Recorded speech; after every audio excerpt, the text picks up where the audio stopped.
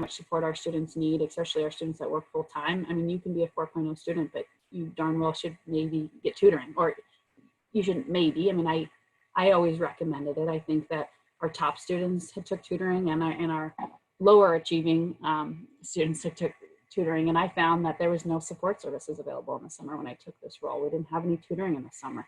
I didn't find that a lot of our services that existed during the academic year were around in the summer. So I'm trying to fight everything I can to get those resources for our students. And so we will have online tutoring through the Writing Center, Writing and Public Speaking Center, the Math Learning Center, the Missoula College Learning Center, and then we will also be offering physics tutoring through the Office for Student Success. So working on getting more options for remote support.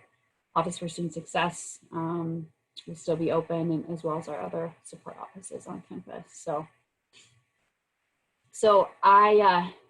you guys are all probably drinking out of a fire hose right now, a lot of information.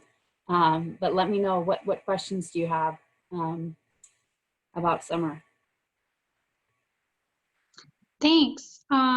We do have a few questions. First up, Senator Flanagan. My questions were centered around costs and whatnot, and I think you answered that really well. I appreciate you coming out and answering such. Thank you. Thanks, Senator Flanagan. Senator Fulton.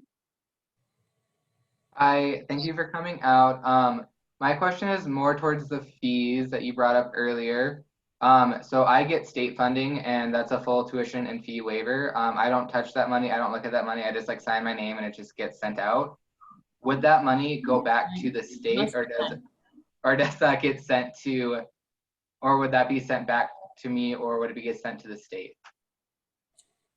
That's a good question. I would think that if you don't normally get reimbursements for your, I think that's a question for business services, but I will certainly inquire with that. I don't have the expertise to tell you one way or the other. It'd be great if it came to you. It might. I don't know that, but certainly something to ask them if that's not in the communication out in the next week or so. Hopefully you're saving lots of money with that. Senator Hahn.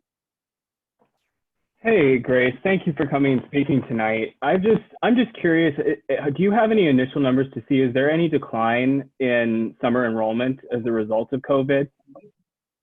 I can't comment on that. I don't know the updated numbers, but I can't comment on enrollment numbers as we're going on. I think that just like any summer, it's kind of been up and down. I would let you know if it's been a huge drastic, but I think that I'm hopeful. I think this is an issue across the country that people are struggling to deal with. They want some type of certainty, but I think we're doing a lot of really neat things to attract students too, and trying to keep our great courses and not just doing a easy way out plan, we're moving everything online or remote. I think I really trust in our faculty to make them great experiential courses, and I'm trying to get everyone that I can to stay with their courses and not canceling courses. And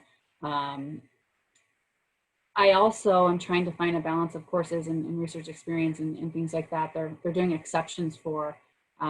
They also have exceptions process. So if you're in a lab or something that's chemistry that absolutely cannot be done online, we're hoping that the dean of the college will provide a exception to the provost's office, and that will be granted. So, figuring out, can it be 5 students in a lab on campus? So that will be on a case-by-case basis, obviously in consultation with the governor's office and health and local and national health experts. That helps. But yeah, I also think, enrollment for summer is tough. We won't know until the very end of the summer, as you all know, for payment processes too. So we can't count a student enrollment unless they're paid. And so that just came out on Monday. So it's difficult to say kind of where we are. But one other thing I'd like to mention is early start and summer start. We're really trying to get students right out of high school that maybe want to get a jump start on their academics. They've been sitting at home all summer and they want to come to campus maybe in July or August and take a class if they're able to, or online. So I can share that link with the group, and really excited about that. They have had that in the past for students, but it's never been an official organized initiative. So there's a lot of students, as you know, most of you are probably those high achieving students that are coming straight out of high school and want to reduce their time to graduation, reduce their overall debt. So we're thrilled about offering an early start option for our incoming high school students to hopefully boost enrollment. Thanks, Grace. Do we have any more questions? I'm watching the speakers list, waiting to see if we get more. Sweet. Seeing none, I do have one quick question for you. This was something that I discussed with the Office of Student Success about a week ago, and it was just some confusion we had, so I don't know if it's been resolved. But is there going to be any differentiation between students who would be distance-only students or students who are in the area but engaging in remote learning? I think you kind of touched on that when you were talking about the cost savings, but I was just wondering if you could clarify. No, it's a great question. Thanks so much for bringing that up. And I asked the registrar's office today, how do students actually look in the dynamic schedule and figure out, is it remote, is it distance, is it blended? And so they are working on those details. And as of right now, it's determined by the campus location. So if you're remote, it will say campus, it'll say off campus, and it will be designated with the section 07. Whereas distance learning is fully coded as distance learning, no campus. And then blended is actually depicted as blended. And so it does say blended on there. So, it's not the easiest process. We have on our summer website, hopefully helpful tips under the COVID announcement for how to find that. But always, call our office. It's just myself and another, my colleague and Associate Director, Becca Simons. But we can be a hub and be a centralized spot for Great, any questions and emails that you have or recommendations. The last thing is what for students to just throw the towel in and say, I'm going somewhere else, or doesn't have it together. And I think it's a very sensitive time for a lot of higher education institutions. But I'm really proud of our administration and obviously bodies like you, to help sway the uncertainty. Yeah, thank you. And I guess I just have a follow-up question. So, and this might be too in the weeds, and if so, I can follow up later. But if a student is registered in the distance-only courses and not the campus remote courses, are they going to get the fee schedule that distance-only students currently do, and then students who are in blended or remote learning courses will get the other fee schedule, just to clarify? Yeah, so Paul's vision and what he's trying to do is make it roughly 30 to 34% off for everyone. And I think that's a high number. You can't quote me on that. Anyone that's here, I know that I'm supposed to say, don't quote me beforehand. But they're trying to make it an affordable expense savings. And so everyone is going to be charged the same as far as I know. But like I said, that communication should be coming out in the next week or so. And so that should further clarify. And if you need follow-up questions, by all means, get a hold of me after that. Thanks so much. Yes, senators, do we have any other questions? All right, seeing none, you're free to go. Thank you so much for coming. Thank you. I have been on a couple polls and I don't know how to run one, but can we run a quick poll of how many folks are taking summer? Or yeah, I guess everyone who is taking summer, can you raise your hand? Yeah. Ethan, it's okay if it's too much to ask. It'd be good to know. Oh no, that's fine. I already had polls listed up, but I think this is going to be easier because I'm not sure if the polls are going to work. I also wanted to say we are going to do something in today and have an open forum for Zoom for all students, students that are interested in summer or have questions on summer. So it can just be any student or potential student can log in there and ask their questions. So the information on that should be also forthcoming. Great, thanks. So I guess put your hand up. I'll scroll through here. I'm only seeing one hand. Sierra, you're a champion here. What's wrong with the rest of you? What are you guys doing this time? I have my hand up on my screen, so I don't know how well the feature's working. Okay. Unless you mean like physically raise your hand up. No, I meant like the Zoom.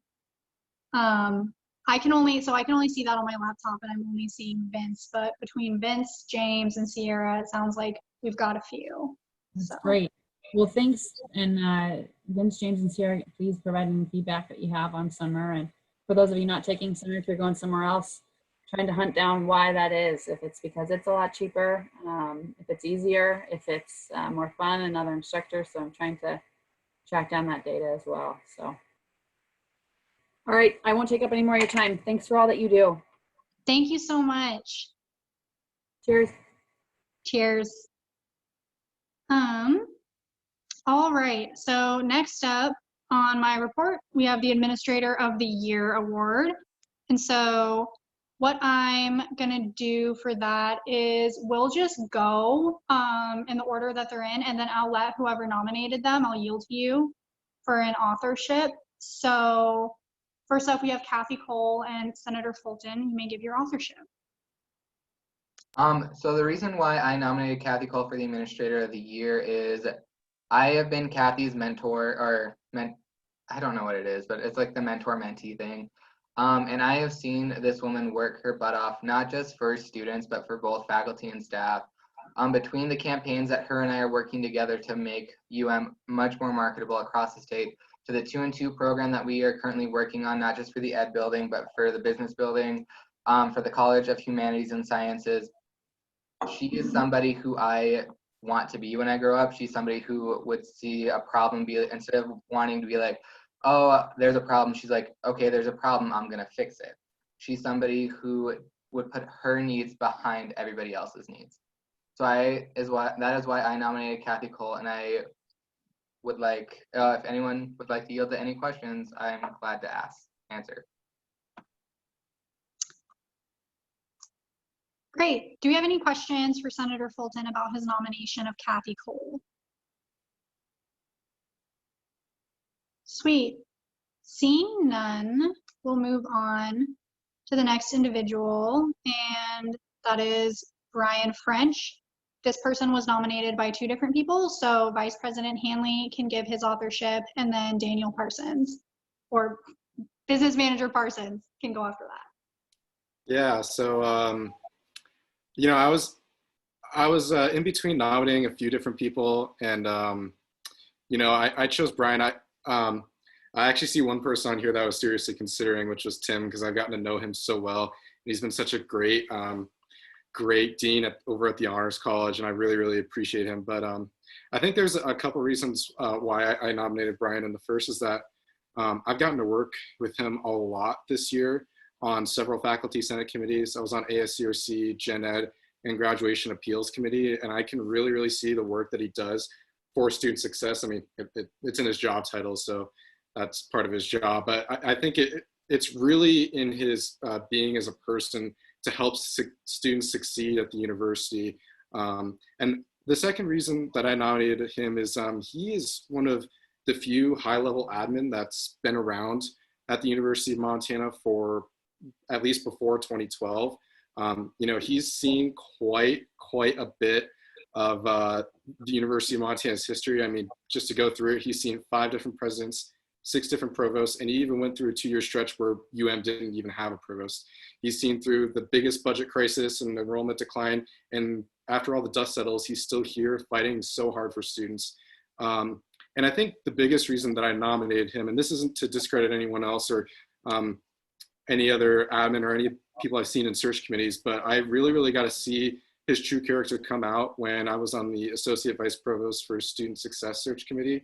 And it was really cool just to interact with him and see him, you know, on a different level other than like being his colleague and working with him, but just to see like his vision for the university and what he really wants to do for student success. I think that vision has really guided him this year. And he's been so crucial at guiding OSS, but also more importantly, implementing the student support fee, which has been necessary to improve advising. He's been working on that proposal for over 5 years. And so just to see someone dedicated for the university for the last 16, 17 years has been really, really inspiring for me as a student advocate. And, you know, there's a lot of great administrators here that I really wanted to nominate, but I think Brian French really deserves this award this year. Thank you, Vice President Hanley. Business Manager Parsons. Yeah, so Vice President Hanley said it way better than I ever could have, so I won't beat a dead horse too much. I've been on Senate going on 3 years now. Every single year this comes around where we get to nominate administrators. This is my 3rd time nominating Brian French. Unfortunately, the past 2 years he hasn't made it, but I always just wanted to nominate him. He is a really good administrator. He does his job very, very well, but I always want to nominate him because I think he's one of the most wholesome human beings. And if you've ever had a conversation with you, it just is honestly leaves you with a warm feeling, and you just feel better at having chosen University of Montana. I know not every day feels the best, but after talking to Brian French, he's made me feel welcome at this university, and he's helped me through a lot in the past. So I just wanted to give him 3rd time's the charm, nominate him again. He's a great human being. Thank you, Business Manager Parsons. Do you have any questions or comments for the authors on this nomination? Great. Seeing none, we'll now move on to Tim Nichols. Senator Flanagan, your authorship.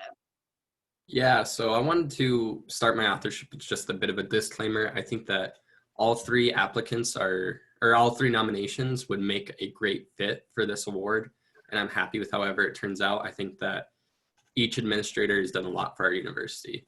I nominated Tim for Administrator of the Year for a variety of reasons.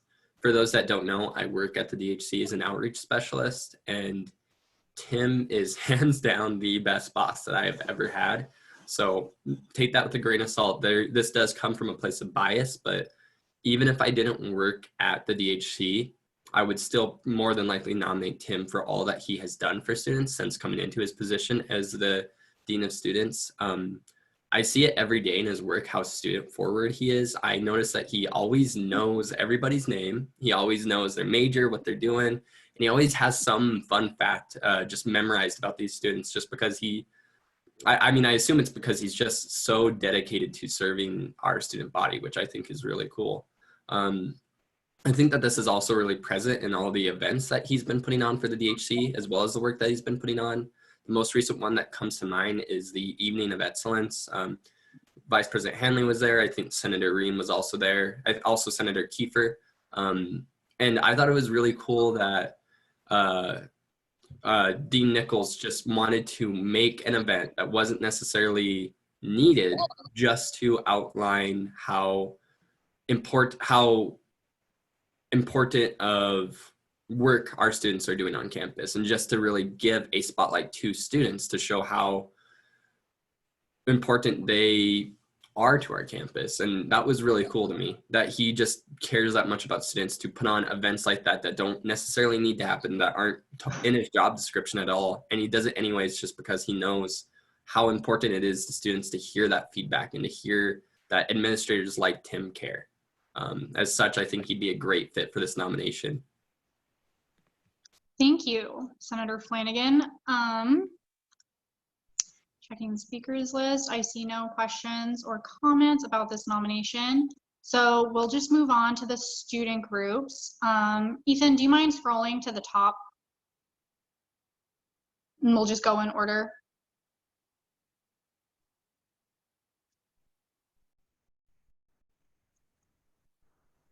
All right, first up is Grizzly Esports. So Senator Nelson, your authorship. Hi. Okay, I'm just gonna read what's on the screen and then maybe add some extra points.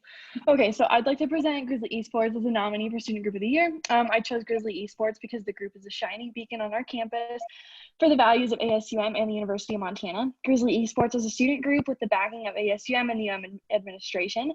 Is a trailblazer in collegiate esports. Grizzly Esports dedicated and community. In terms of in terms of inclusivity, Grizzly Esports is a home to anyone who wants it. Grizzly Esports has provided a safe community for those that are passionate about competitive and casual gaming and is always looking to expand their community. But community at Grizzly Esports goes beyond creating a place of welcome. Community also includes hosting game nights, events, watch parties, and exhibitions that for all that all who love to game are welcome to. In addition to community and inclusivity, Grizzly Esports is is a trailblazer in its passion for advocating for female gamers. Grizzly Esports empowers women in a field where women have been and continue to be excluded. In competition, Grizzly Esports has been a source of pride at the University of Montana, bringing in wins in Apex Legends, Overwatch, League of Legends, Rocket League, and more. But it's not just the wins that make Grizzly Esports a source of pride, it's also their commitment to sportsmanship. Grizzly Esports members don't talk trash or create toxic environments, but instead rely on their skill and mutual respect to create healthy, positive gaming environments. In addition to playing games, Grizzly Esports provides career development opportunities and relevant job skills in terms of internships, leadership opportunities, coding, graphic design, and competitive casting. Fundamentally, this group provides a safe, healthy community with opportunities to those that have a passion outside or within their academic setting. And I will say, from knowing a couple members of this student group, all of them are just so kind and so caring and so dedicated to the mission that is fundamental to their student group. I've also been part of their private Discord, which has all of them hosted within it. They're all incredibly supportive of each other and supportive of building different types of skill sets and providing a really safe and inclusive community. They're hosting a game night tonight that I really wanted to be a part of, but unfortunately can't go to. And they're even doing a charity event on the 19th on their Twitch channel. And so this group, for being relatively new, is really well established and has created just a really huge impact on this campus that I just wanted to recognize. So yeah, I can take any questions. Thank you, Senator Nelson. I'm not seeing anyone on my speakers list for Grizzly Esports, so we will move on. Business Manager Parsons, the Central and Southwest Asia Club. Yeah, so I want to take the time. I know we only had a few submissions for Student Group of the Year. I'm kind of like the dad of student groups, and I know you're not supposed to pick your favorites, but student groups, always, and just like kids always know when they're their dad's favorites, so I thought I would just put them out there. So I've gone to work with the leadership for Central and Southwest Asia Club the past year. Madison and Josh are both truly wonderful people. They came into the office almost every week, and, it wasn't always like they just needed money for something. It wasn't like, kind of a contractionary relationship. They came in just because they wanted to have good conversations and to invite me to some of their meetings, which I went to, and it was really informative. I got to learn more about specific culture that I never thought I would get to learn about, Central and Southwest Asia. And Stone Hall, the presentations they did is just so fun. Both those individuals are really caring. They put on a lot of events for the community and in public. They had the comedian Natalie Akar, a few of you might have gone to last semester. That was a really fun event. They're planning on doing a big event for international fees this year prior to COVID-19. So I just really wanted to applaud both Josh and Madison for all the work they do with Central and Southwest Asian Club, and just for putting on great events for the public. Thanks, Business Manager Parsons. I'm not seeing any questions. Oh, okay. And then next, sorry, Senator Flanagan for Grizzly Esports. My bad. Sorry for, I guess, the weird timing on that. So I guess for Senator Nelson, you already touched on it a little bit, but could you just expand a bit more on the success for Grizzly Esports and what that means for the university and means of like outreach? I feel like those are two different questions. So in terms of success, I mean, I know that each of their different teams, each of their different video game teams have seen like wins on an individual level. I think it was their League of Legends team that was going into playoffs like first in their bracket, if you will, or first in the region, which was really cool. In terms of outreach, I called them a trailblazer in esports because I think they're one of the better established esports communities in our region of the United States. And I think that esports in general has the potential to bring in students, especially moving forward. I know that like some colleges that have really well established esports communities have been like beacons to those that are really passionate about video games. That's Awesome. Great. Wait, Senator Nelson, did you have something else to add? No? Cool. Next up, we have the Climate Response Club. This club was nominated by Senators Durnell and Hahn. I'll let Senator Durnell give his authorship first. First of all, I did want to thank Senator Nelson for nominating Grizzly Esports. If you haven't checked them out, please do, because it's pretty cool to see what they do. And it's exciting to see that new community on campus. I nominated the Climate Response Club. I guess the first I heard of them was when I got a social media follow from them. And, you know, I don't usually follow a lot of people, so I didn't respond. But then I met Melody Holler when she came to me with her resolution for 35% energy reduction on campus, and got to learn a lot more about the Climate Response Club. And what I saw is that this group is really, really smart, and they're getting their feet going fast, and they're full of a lot of passionate students. I know they started a survey on campus to raise awareness about sustainability efforts and also collect some data about it and what the students felt. And they also put out a petition for the 35% energy reduction, to sign that, which is really cool. And then they also put forward a resolution. So the kind of advocacy that's coming out of this group is already really profound. And for them to be a new student group doing all that, I think is just incredible. I haven't seen a new group just expand this fast and expand with such passionate people ready to hit the ground running. So I am encouraging everyone, or I guess I'm nominating Climate Response Club for these reasons, and I'm really excited to see what they do in the future, and to hear some more discussion about their group. Great. Senator Hahn. Yeah, thanks a lot. I've gotten to work really close with Melody this year on the Student Political Action Committee, and I have really admired the work that they've done to outreach to the community and advocate for these issues. Their acknowledgement of mental health and how climate change has had an impact on many people is truly admirable. And yeah, I encourage everybody to vote yes. Thank you. Seeing no questions or comments about the climate, oh, sorry, there is one. Senator Medina. Yeah, I just wanted to say thank you, Senator Hahn, and thank you, Durnell, for submitting this nomination. I can't think of a student group that has like really developed, I guess, and also I can't think of a student group that really has a lot of hands-on workers, as well as hands-on kind of grassroots student-led campaigns and kind of events and projects that they do. So this is a really great, you know, opportunity for them, as well as, you know, I'm still thanking the senators that nominated them. Awesome, thank you. I'll wait for 5 seconds this time before calling no more speakers. Okay, great, seeing none. What we're gonna do is sometime in my report, probably really soon, because I hope you have it figured out, you're going to message Advisor Renner Fahey in a private message the name of your administrator and your student group. And then throughout the course of my report, she'll count them up. And then during my other, I will yield to her and she'll announce the winners. If there is a tie, she's going to let me know throughout my report, and we'll pause and I'll have everyone do a revote so that we can have the results by the end of my report. Does anyone have questions about that?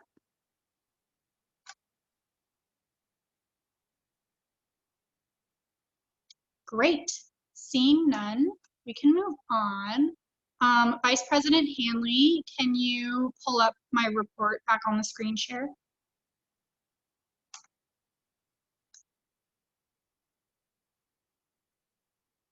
Great. So we've done this every time, but we'll now have some general discussion about the university's response to COVID-19. It's my perception that things have slowed down a lot, but there's still lots of changes. So if anyone has any burning questions about anything to do with coronavirus, please ask now. This is a great time to have discussion, bring things to my attention, bring things to the other senators' attention. And so I'll just wait to see if anyone gets on my speakers list.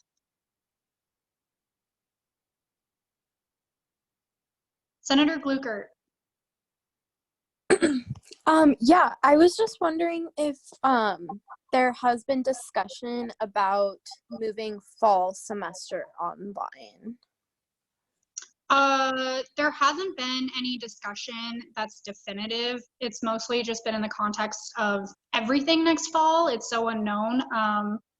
We don't know about that. I know from briefly speaking with the commissioner, it's the goal of OCHI and BOR to have students doing as much in person as possible, as soon as possible. But other than that, I haven't heard any definitive answers about that. Sorry, I don't know more. Senator Bowles. Hi, I just had a couple students come to me asking what ASUM was doing for like the arts students, because a couple of them were in the plays that were supposed to happen, and they were just really concerned about it, and I was wondering what's being done for art students, because they have a little bit of a different, more artistic, obviously, major. Yeah, thanks for asking. This is the first time I'm hearing any concerns that have to do with plays specifically. I would encourage you to have those students email me their specific situation, and I'm happy to connect them with whoever they need to get connected with. However, what I will share is I have brought up several times students in general who were paying fees or tuition for an experience that's not available online. I haven't heard any definitive answers about that, but I know that there is discussion about reimbursing some fees for things like that. But with the play specifically, no, I haven't heard anything, but please like CC me on an email to those students. I'd love to get in touch with them. Senator Anderson. Yeah, I just wanted to ask, because I know I got the email from Vicky as a parent, but are the furloughed childcare employees, are those like the lead and assistant teachers, or are those also including the student teachers as well? So it does not include students. Okay. And the reason for that is that student wages were budgeted ahead in final budgeting, so we have those funds available, but the other teachers are not paid out of pre-budgeted funds. And then I guess since you brought that up, I'll just expand a little bit more on that. That was a really difficult decision to make, but ultimately it was something that we had to do. They will be on the payroll until May 15th. We gave them plenty of notice, and they will be eligible for unemployment benefits. They'll be keeping their health insurance with the university throughout this whole time, and we hope to bring them back as soon as possible. So, Senator Fulton. With a hiring freeze across all the MUS, are the student governments getting like an exemption from that when it comes to like their elections coming through, and the same thing like when Mass gets together to send in their 3 to 4 nominees for the student regent? Yeah, so that's a really good question. That has been kind of a moving target. I've been asking about that this whole time. Originally, it was no hires, nothing at all. And then I heard that we may get an exception for student government executives. I also know that although we are not allowed to make new hires with wages, we can pay people with stipends. So that could potentially be an option. However, I had Marlene email HR about this, and we were told that because it was something that ASUM was funding, it wasn't state funded, we were good to hire people. That's still kind of an ongoing discussion though. Is that something that's changed every time I've looked into it? So I would not take anything I say as gospel, but yes, it is on our minds. Yes. How would that work for the student regent? Because when they get reimbursed, that's like through the state. So all regions get stipends, and I was told that stipends were still allowed.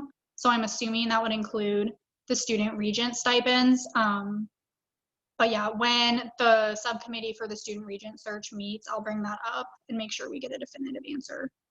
But I imagine, considering that that's a needed position, it will continue. Senator Durnell. Hello. I wanted to thank Senator Bowles for bringing up the arts and having a concern for that, and listening to students in those regards too. I think that's really important because the art students are going through a little bit of a tough time right now. I can speak personally to that. But I do have a possible hopeful answer for you, is that John DeBoer, who is the interim dean of the College of Arts and Media, is doing a really good job trying to keep the culture alive, and sending out a lot of opportunities to students. And though there's a lot of restrictions and there's a lot of things that we can't possibly bring back, some student groups are at least planning to reschedule their events so that some of the things they were looking forward to in the spring are going to be in the fall. As far as like the music school or the school of theater and whatnot, they can't like actually do any of those like plays or concerts or anything, and it's within reason. But I think the directors are doing a really good job. So if anyone does ask what ASUM is doing, I would maybe suggest that you give them a hopeful response that the directors are doing everything in their capacity, and it's going pretty well. Thanks, Senator Durnell. John DeBoer is definitely a rock star. Business Manager Parsons. Hi, so there's been some fairly recent credible reports that have come out, but I just want to ask you, is it true that President Bodnar has developed a vaccine for COVID-19 in the secret facility in Mount Sentinel? I'm not authorized to speak on that topic. Senator Rink. Pull that up. This may be a repetitive question from last week, but I was curious if, or like my personal experience as a student is that I've had equal or actually increased amount of work with a shortened semester. Like basically my finals week is just pushed a week closer than it was. I've been in contact with some professors about, I mean, they've been really accommodating, but in terms of the administration communicating to professors, can you speak more to like what they've been telling professors in terms of like dealing with or like being more accommodating to students? Because if anything, my workload has gotten worse. Yeah, that's a really good question. I would say it's definitely situational. So first and foremost, when it comes to the courses and the schedule, that has been left to the discretion of the professor. So there's no like blanket, we're moving it up or we're not.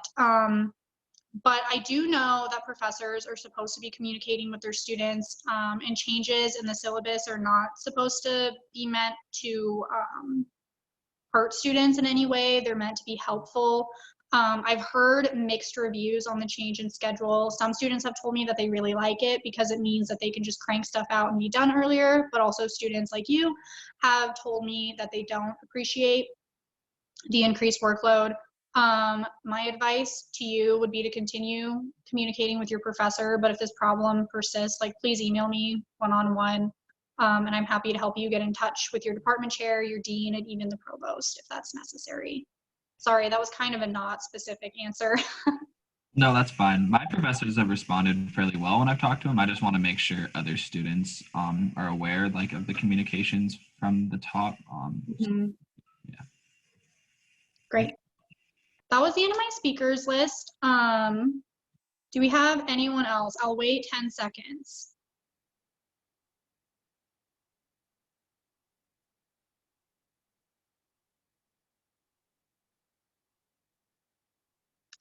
Cool. Seeing none. Okay, so this part of my report is much less exciting than I was hoping it would be. This Tuesday, I attended a really big Zoom meeting with a lot of other stakeholders from campus, and there was a representative from EAB, and he gave a really cool presentation about the effects that COVID-19 was having on higher ed in general. It was very fascinating. Unfortunately, I have not been able to get my hands on the actual slide deck. All I have is a video, and I'm not going to make you all sit here and watch a video during the meeting, but I'm going to upload it to the box folder. And so if you have time in the next couple of days, I highly recommend giving that a look. There were a lot of really interesting things in there, just about potential enrollment yield trends, population trends, regional trends. I thought it was very interesting. So does anyone have any questions about that?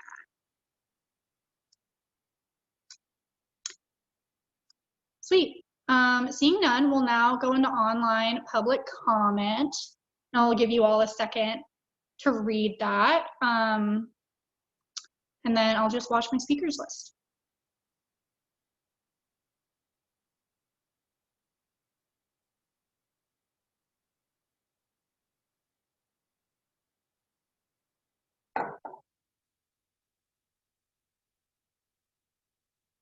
Well, it looks like there's no discussion on the online public comment.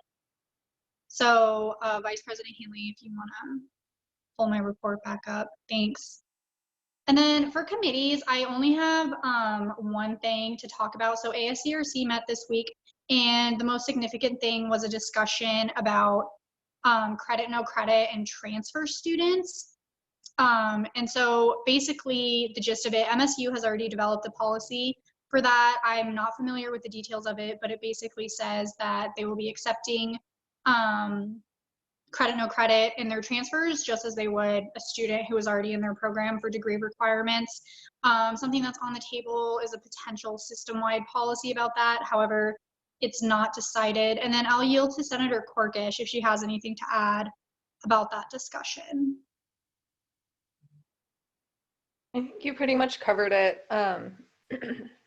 Besides that, I mean, we also just discussed towards the end how departments are handling graduation specifically, and that was quite an interesting conversation. I got a lot of good notes from professors. If anyone wants to just like reach out to me after the meeting, we can talk about that. Yeah, thank you. Let's see, I'm not seeing any questions on my speakers list about ASCRC. I'll wait like 2 seconds.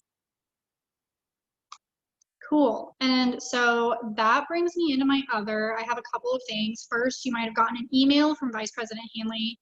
There's going to be a BOR conference call tomorrow at 1:30 if you want to tune in to watch that.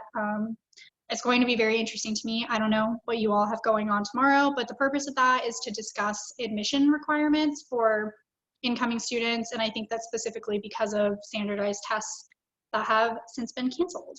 And then, Orius, does anyone have any questions about that? Cool. Seeing none, I will now yield to Advisor Renner Fahey if she wants to announce the winners of Student Group and Admin of the Year. Okay, can everyone hear me? Yes, all right. Okay, so the Administrator Award goes to Brian French, and the Student Group Award goes to the Climate Response Club. Yay! Thank you. This makes me feel so warm and fuzzy. Yeah. Cool. And then that's pretty much it for my president's report. I'll take any additional questions, comments about anything right now before I close. Cool. Seeing none, so ends the president's report.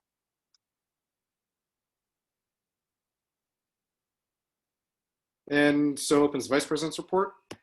Give me a moment here to pull this up. Sorry, I have like a million tabs open right now. I'll pull up committee assignments. There are actually changes to it.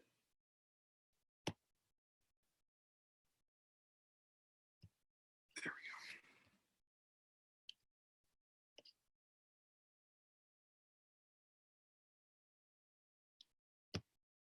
we go. So text me if you want to make any additions or changes. I'll start with ASUM committees first. This is the last time that we will be approving committee assignments for the remainder of the semester. I'll scroll through them for a bit, and then I'll recognize my speakers list. The changes that are reflected are of Senator Hurley's resignation.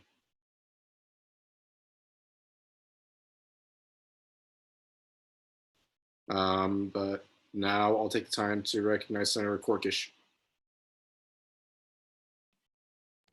Yeah, I move to remove Grace Dunhoff from elections. Second. Okay, there's been a motion by Senator Corkish to remove Grace Dunhoff from elections. It's been seconded by Senator Gluckert. Unanimous. And unanimous consent has been called. Is there any discussion or objection? Discussion or objection, discussion or objection? Great, seeing none, that motion has been approved. Any more changes to committee assignments?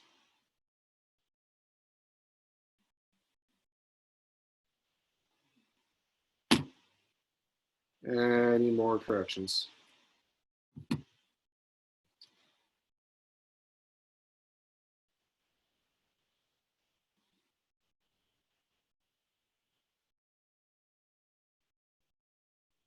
All right. Seeing none, I will now entertain a motion to approve committee assignments. So moved. Second. Moved by Senator Corkish and seconded by Senator Tarallo. Unanimous. Unanimous consent has been called. Is there any discussion or objection? Discussion or objection, discussion or objection. Great, seeing none, committee assignments have been approved. Give me a second here to reset. So that now moves me into senator/committee reports. And this is just your reminder that I need those in by April 24th at 5 p.m. That is the Friday after voting has concluded. If you're chairing a committee, you need to write one for each committee you're chairing, as well as you just need to write one if you're a senator. For your senator reports, make sure you include all the committees that you're on with the exception of the committees that you're chairing. I haven't gotten any yet, and I need to get them so that I can pass them on to next year's VP, and they can see what I did right, what I did wrong, maybe what I did horribly wrong, so that they don't make the same mistakes that I did. But any questions for me there?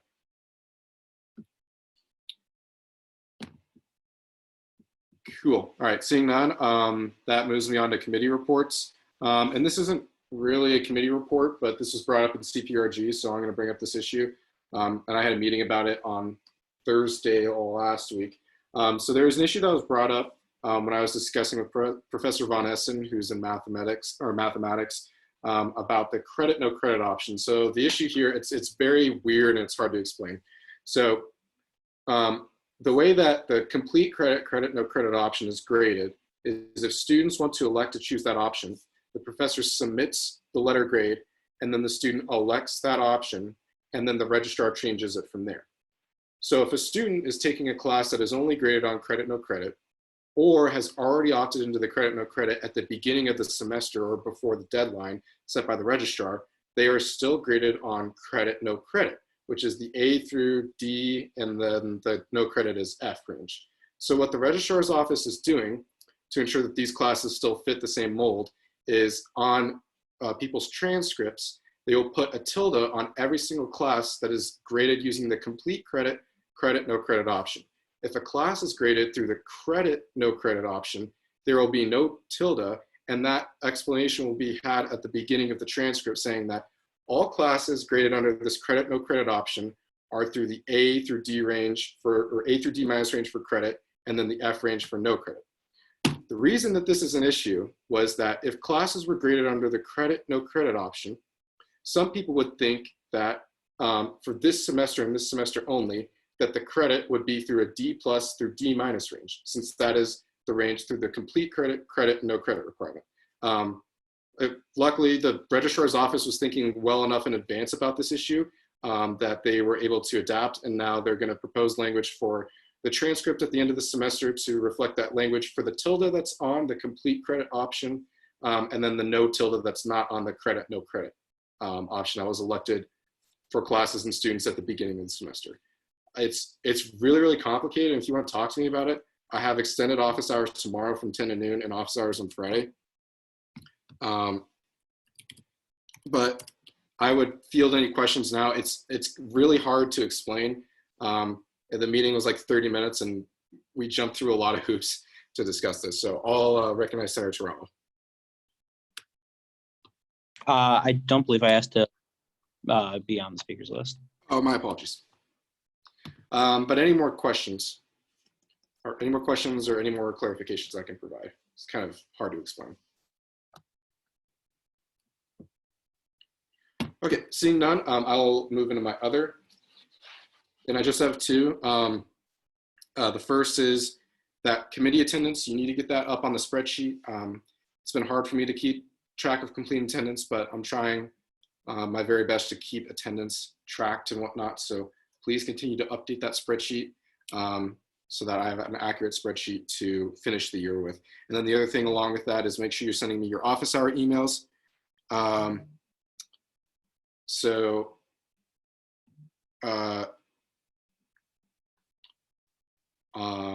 Please send me your office hour emails. I missed quite a few last week, so I had to give people absences, but please send me it. It takes like a minute to do, and it's been doing your tasks that you've been doing for the whole year. So please just do that. And then the last thing that I have to report is that the April 22nd meeting is canceled.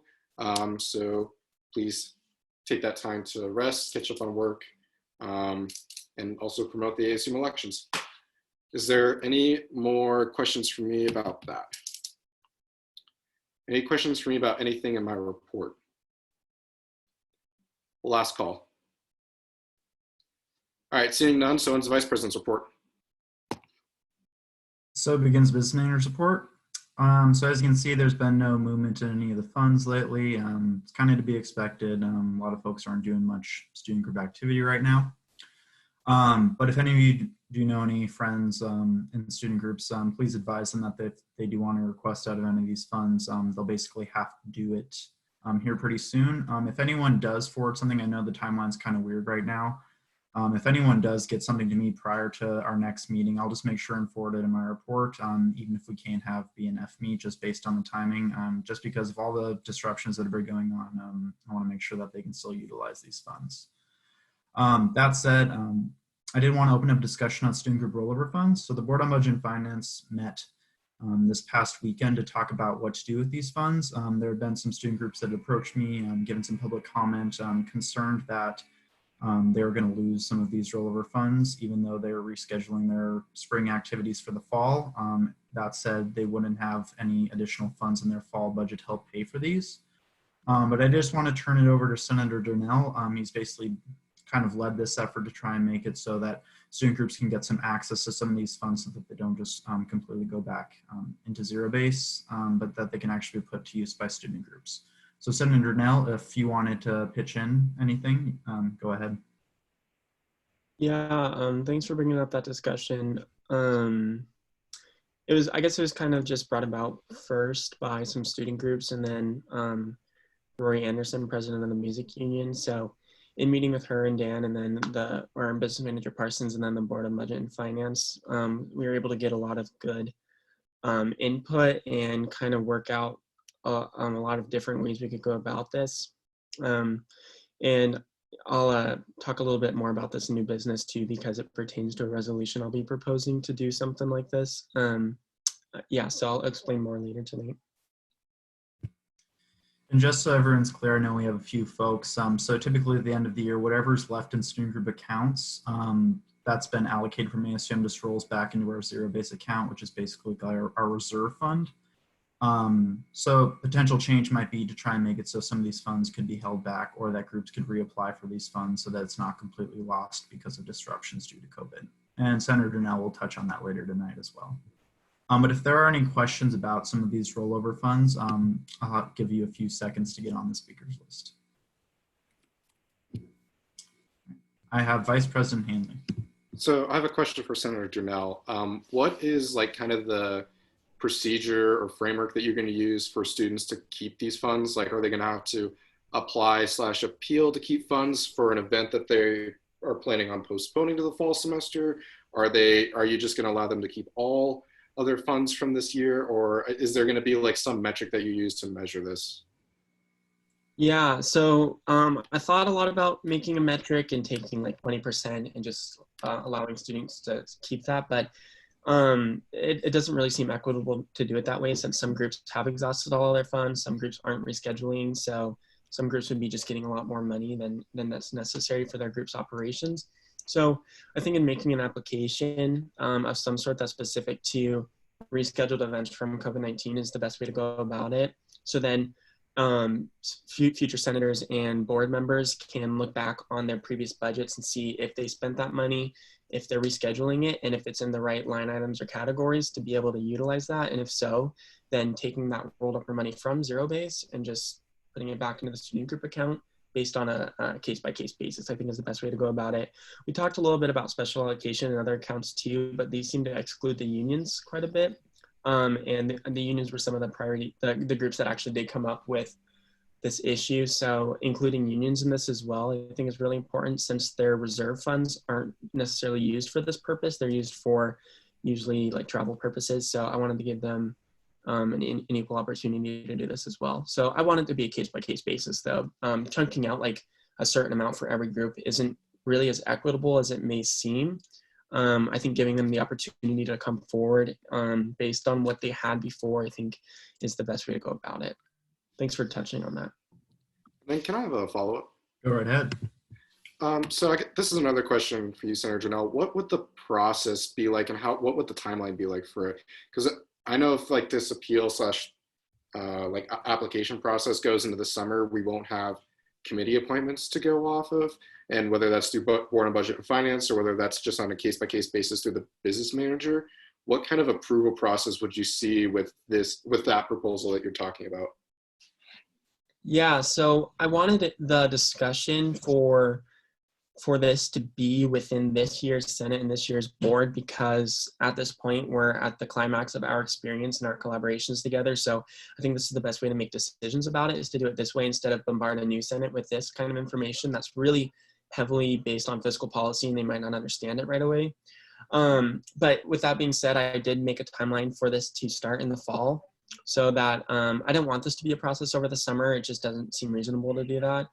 So this resolution is going to support the creation of the application and give the justifications as far as why. And over the summer, this could be something that the sponsors and the new business manager can collaborate on to make something. I think of it kind of like the Denison Theater Event Fund, where that was an application created, and then once it was created and whatnot, it had kind of a purpose. And so for proposing something like this right now, I'm really trying to solidify the idea and the need for it and make sure that senators are on board with understanding that this is a necessity, and then to create that based off of those guidelines in the resolution, or to just create an application later to be seen in the fall and then approved by that Senate as well, and then get rolling from there. So after the first or second week, student groups are able to apply for that, and then that application will exhaust after a year, and I make sure that it's only a temporary solution. It's not a permanent application in our agency. Does that make sense? Yeah, that does. Thanks for explaining. And I'll touch on that more later, but I appreciate the questions now. Speakers list is currently empty. I'll give folks about 5 more seconds.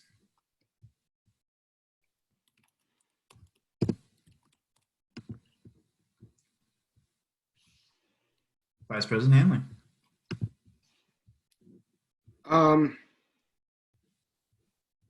Okay, never mind. Business Manager Parsons just answered my question. Never mind. Telepathically. Awesome. Cool. That's all I had for the student group rollover funds. Senator Donnell touched on it very eloquently. He'll also be introducing something later tonight in which he can further elaborate. He's been doing good work. All right. Next up for committee reports. I didn't have many committees meet this week. However, the sports union does still need to meet to allocate their funds. So I got to round up those hooligans and try and figure out a Zoom meeting. It's difficult for us to use technology sometimes, but that'll be coming in the upcoming weeks. I'll make sure to notify you all of what the allocations are for each of the sports groups. In previous years, it's been pretty easy peasy. They usually get about the same amount. We usually try and split it right down the middle or have a tiered system, which is about the same. But that'll be coming through the pipeline. Also, publications and radio board. I will be hosting one more meeting of each, and those will be transition meetings for whoever's in this position next year, just so they can get well versed with the folks on those committees, because there's gonna be a lot of new people within those positions, with the general manager, business manager for the Kaiman, and the editor-in-chief. New folks will be working there in addition to new advisors, so it'll be good for whoever's in this position to be able to get to sit down with all of those people virtually before the start of next year. So I should have some updates on those in the coming weeks as well. All right, which leads me into birthdays. So I have not sent out the email yet, but I've kind of outlined what I want to do for this. So I know it was brought up to me that Venmo could be an option. So I think what I'm going to do is up to a $5 amount. That basically gets you a decent shot anywhere in Missoula. So I think that would be a fair amount. So that is option number one. Option number two is the standard ASUM treat. So basically anything up to $5 as well. I will try to ship you a treat. And then also the third option, if you are of age, I will try to ship you something with a high alcohol content. Let's just leave it at that. Oh my Those God. are basically those are basically your three options. I'll send out the email later tonight, but we did celebrate a birthday this past week, Senator Johnston. So I'm gonna try and devise a way to see if I can ship him a Jedi shot safely, but we'll see if that's a possibility. Reds delivers, by the way. Oh, there we go. I guess it is. All right, but that email will be coming out later tonight. I'll just do it right after this. That's what we'll plan on for doing for birthdays. Let it be a little flexible, so you can kind of choose your own adventure these weird times. All right. I don't believe I had anything in my other. I am still holding my regular office hours. Basically any point in time right now except for class. Just shoot me an email. I usually get back to you pretty quick. If anyone does want to set up a Zoom meeting though to talk about some of these rollover funds or some changes to committees, just feel free to shoot me an email. I'm pretty accessible. So with that, that'll end the business manager's report.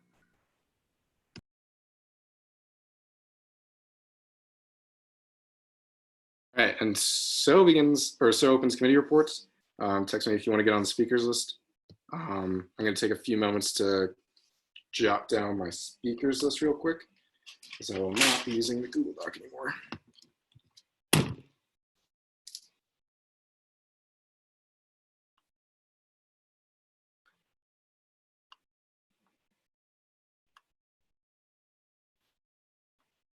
Quite a few committee reports tonight. Senator Kiefer, go for it. Cool. So International Committee met on Monday. We're gonna have one more meeting before the end of the semester. We talked about some changes to the bylaws. I advocated for adding another student spot in the bylaws. Right now there's two, one for a domestic student and one for an international student. Everyone basically agreed it would probably be better to have more students on there since it is administrator heavy. And then we had a presentation from a professor who went around Thailand in the physical therapy program and talked about all the different opportunities we could have with Thai universities, although probably far, far in the future at this point. And then just some global updates that they all decided to give us. Australian universities said a government funding guarantee was not enough to plug the financial hole caused by loss of international enrollments. The Chinese embassy is chartering planes to fly students out of the US with underage students given priority. Saudi Arabian universities are pushing to hire more female faculty members.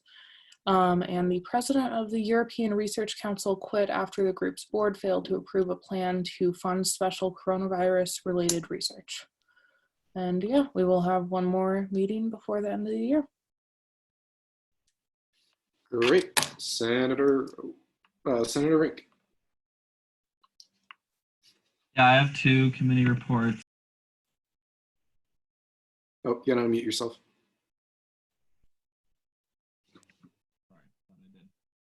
I have two committee reports. The first is the Sustainable Campus Committee met on Monday.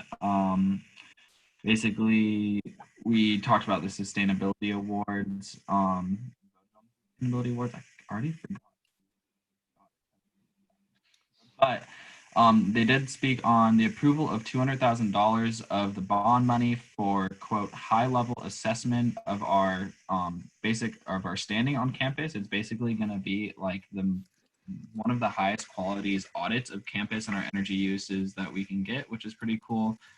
It's actually not doing anything like to our infrastructure at all. So we're spending a whole lot of money to get really good quality information about where our campus is at.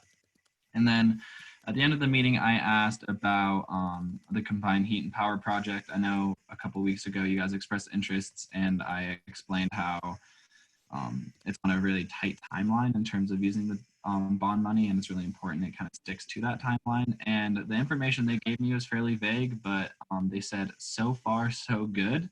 The preliminary design process is still going on as planned, and they still want to get the preliminary design to the May Board of Regents meeting, where it will hopefully be approved. Second committee is the CLES Sustainability Fund. We voted on projects and proposals this morning, and we approved 4 different projects, all grants, which is kind of sad. Tell your friends to apply for loans, not grants all the time, because it's not just a pot of money to get. But we're going to be seeing an electric vehicle charging station, or I think 2 of them on campus, which is exciting. We're going to see a bunch of new hydration stations, one being in the music building. Thank you, Senator Durnell, and a couple being in, I think, Miller Hall, Jesse Hall.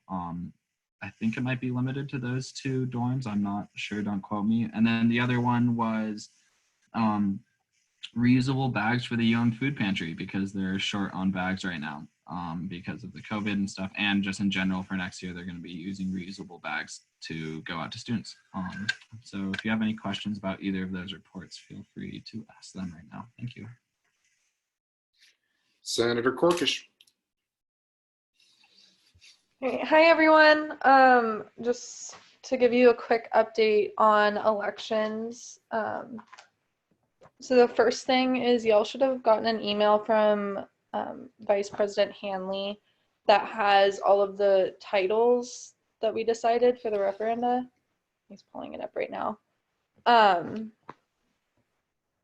So I just wanted to bring this forward to everyone.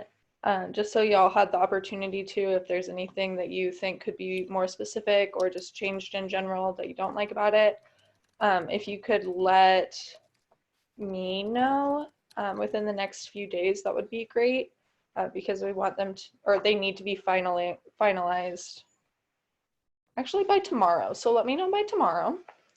And then the other thing that I wanted to discuss was just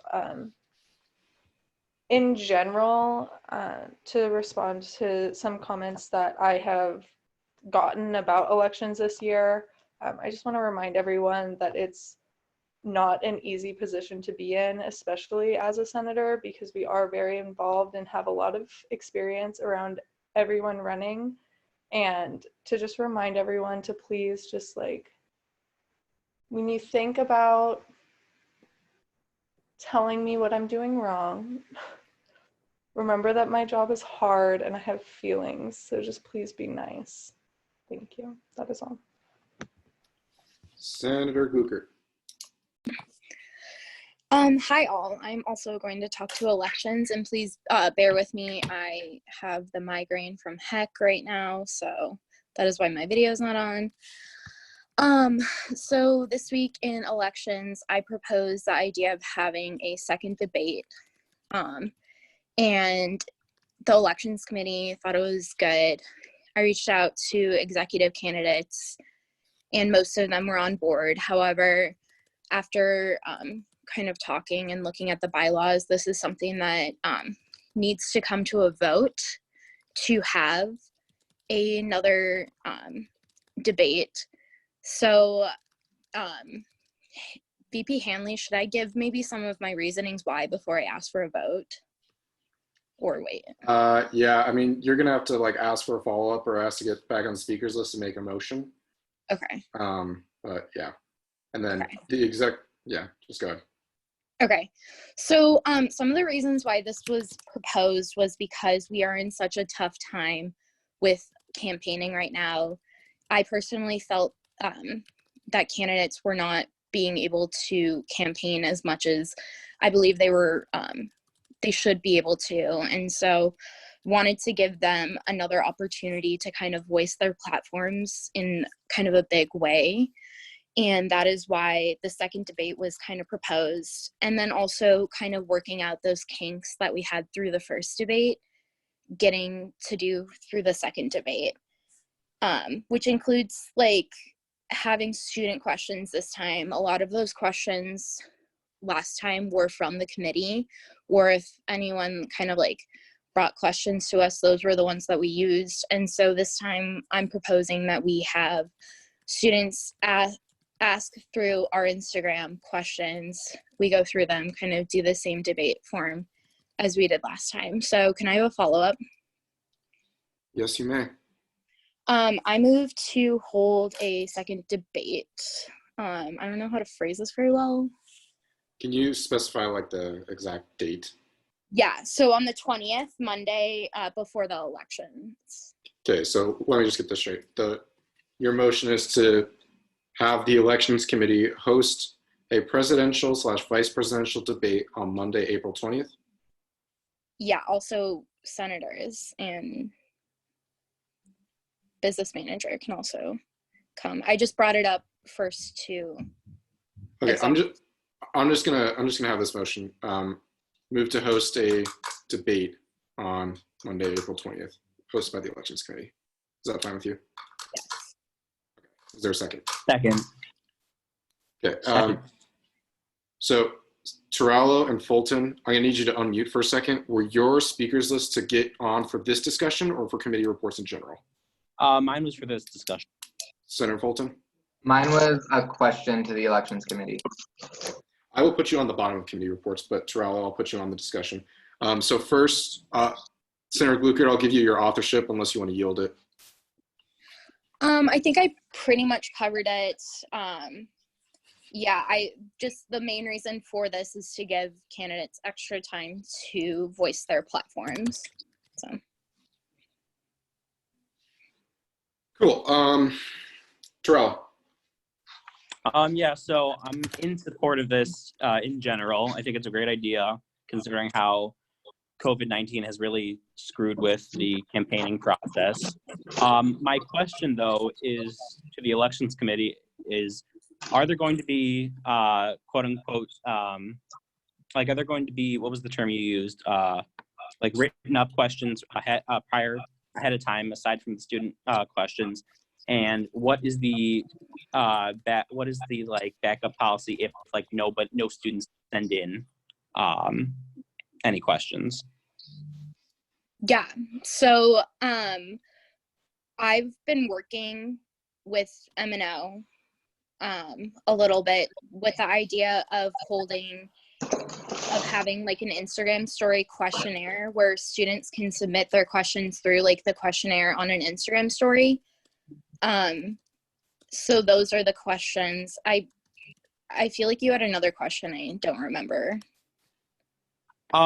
Yeah, so it was that kind of answered it, but are there going to be like questions written by the committee like there was last time, aside from the student questions? Not likely. I've taken charge of this debate. And with my idea, having students come towards with all the questions this time, rather than kind of having that Q&A time at the end, I thought would be maybe more productive because students are the ones that are voting. So I don't know.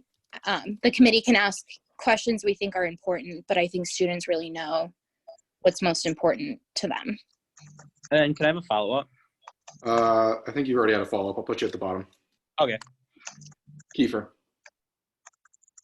Yeah, I strongly support having another debate. I think it would be great to have it closer to actual election day. I don't know if anybody's keeping up with the MSU elections, but they had a debate yesterday on the first day of their elections, and I think that that's generally a pretty good practice to follow, of trying to have debates sooner or closer to the election date so it's fresh in students' minds and they don't get distracted by classwork or other stuff before the election. Corkish. Yeah, I just wanted to come back to a question that was asked previously.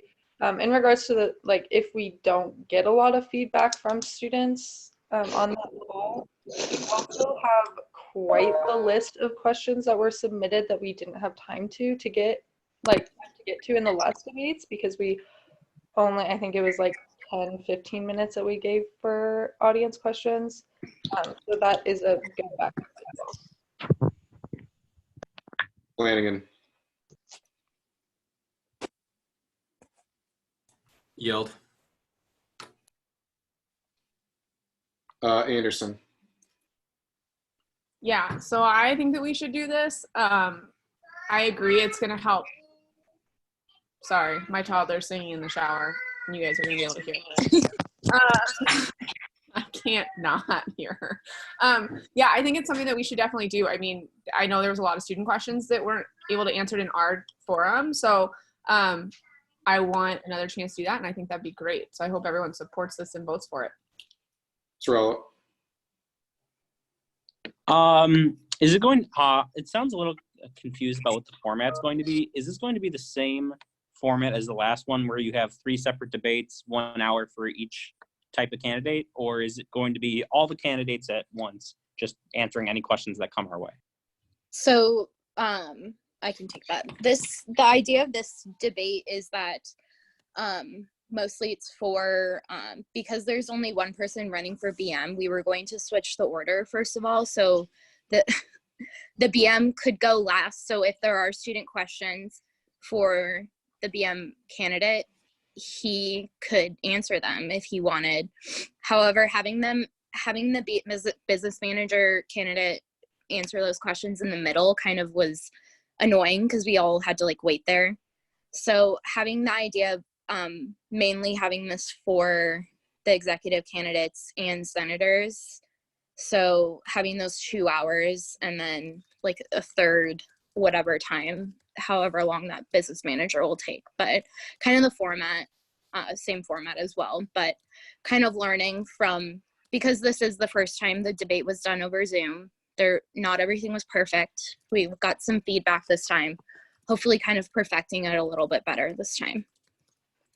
Can I have a follow-up? Yeah, go ahead. So just to clarify, you're going to have 1 hour slated for execs, 1 hour slated for senators, and then any other questions that come for the business manager? Yeah, well, we can have 1 hour slated for the business manager. It's just that last time we did not, it went really fast because there's one person running for business manager. So we want to give the opportunity to have questions answered if he would like to attend. But we would like to switch the order up a little so that we're not sitting there for an hour in between. So if we've answered all the questions we can just leave. Thank you. Senator Bowles. Yield. Flanagan. So I'll speak out as a minority here. I'm not necessarily in favor of an additional debate. I think that there's a couple concerns here. I don't think that anybody was given time to prepare for this because there's usually the dates given beforehand. Moreover, I think that there's a couple concerns with having it so close to the day of voting, in terms of the current sort of climate of attitudes right now, as well as plans that have already been made. As such, I will probably be voting no, and I would urge others to vote no. But I do realize that my opinion is not very popular in this area. Darnell. Hello. I guess my concern with hosting another one is, like the first one I thought went pretty smoothly and it was marketed well. Despite all that, it only got about 100 views. And so I think if you had a second one, I'm not sure if you would get more views necessarily. But I think like addressing those questions that students brought up is a good idea, and maybe sending those out to all the candidates would be nice so that they have an opportunity to answer those on their own. I personally feel like I did an adequate job in the debates, summing up pretty much everything that I wanted to address to the students. So I wouldn't have anything more to say. So from a personal standpoint, I guess I don't, I'm not. I'm going to call decorum on that because you're talking as a candidate, not as a senator. My bad. Anyways, can I have a follow-up? Yeah. Senator Glucker, do you know what time you were talking about on Monday? So we don't have the time set now. I was giving priority kind of to executives, executive candidates. I was reaching out to them. I was assuming somewhere around how we had it last time, between noon and 3. Senator Torello. Yeah, just to kind of respond to some of the reasons against having a second debate. You know, I understand nobody was prepared for any of this, but and nobody was prepared for any of this. This is these are extraneous situations, and I think it's obvious COVID really threw a wrench into any kind of campaigning. I think as a Senate, it's our job, our responsibility, and our duty to facilitate every situation possible so that the voters, the students, get all the information they need prior to voting. And that's not just on the candidates themselves, that's on anything that's on the voting platform. So the way I see it is I think we have nothing to lose from having a second debate and everything to gain. Senator Gluckert. Yeah, I just I guess I wanted to say that this was brought up as me just trying to kind of advocate for candidates to have their voice heard. I in no way brought this up to elections committee because I thought this would disadvantage any teams or any candidates. I brought this up simply because I thought that because of the unique circumstances we are with remote learning, I felt like it was unfair to everyone that they were not able to do the campaigning that usually happens every year. And so I thought having this extra hour or so where people can kind of have their platform and say things that they want to say that, you know, they can't be on the Oval talking about, or they can't be in classes as well as you used to be able to, or poster around. I wanted to kind of make up for that area. In no way I wanted to, like I said, disadvantage any teams. This was also, like I said, I want to make sure that candidates are satisfied with this debate this time around and make sure I'm getting all of these voices heard. And I want to, all we heard was positive feedback up until kind of this idea was thrown out. And so wanting to kind of perfect and do things better than last time. President Belcher. Okay, I learned how to properly use the mute button this time. My apologies, everyone. But I think this is a really good idea, and I'm definitely in favor of it. I also think, too, whether or not the candidates are prepared shouldn't like really be a factor in this, and this might be an unpopular opinion. I also think doing it primarily out of student questions is a really good idea, because theoretically all of the candidates should be going to different classrooms and clubs and answering questions that they didn't have ahead of time far more and at a far greater volume than they would just in an hour during the debate. I mean, that's just part of campaigning, and I think this is a really good way to sort of bring that back and make students feel included. I think, you know, and this is just kind of me going off, I think having it be only student submitted questions would be a really good idea. And I think the amount of time, considering what's going on, is plenty to advertise it. And even if it's not well attended for the people who are able to attend it and for the candidates that participate, it could be a really good way to get stuff out there. And then if they record it, they can take some of those answers and use them later in campaigning. I mean, I see it as a win for everyone. So thanks, Senator Gluckert, for proposing this. Senator Rink. I have two things to say. One, I'm in agreement with Senator Durnell's comments about not necessarily needing another senator debate simply because we weren't cut short on time like the executive candidates were. And then conversely, I even personally had some questions as a student towards like the executive candidates, and I know there was a lot of other questions that didn't get addressed because of the hour time limit on the debate. So I would be interested in seeing another debate and at least to have my own concerns answered.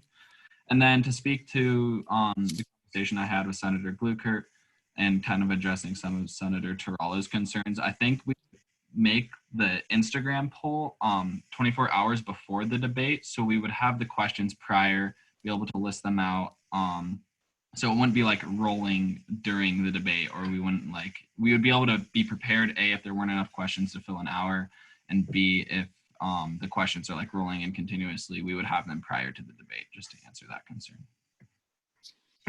Senator Jornell. Field. Fulton. Question for the elections committee.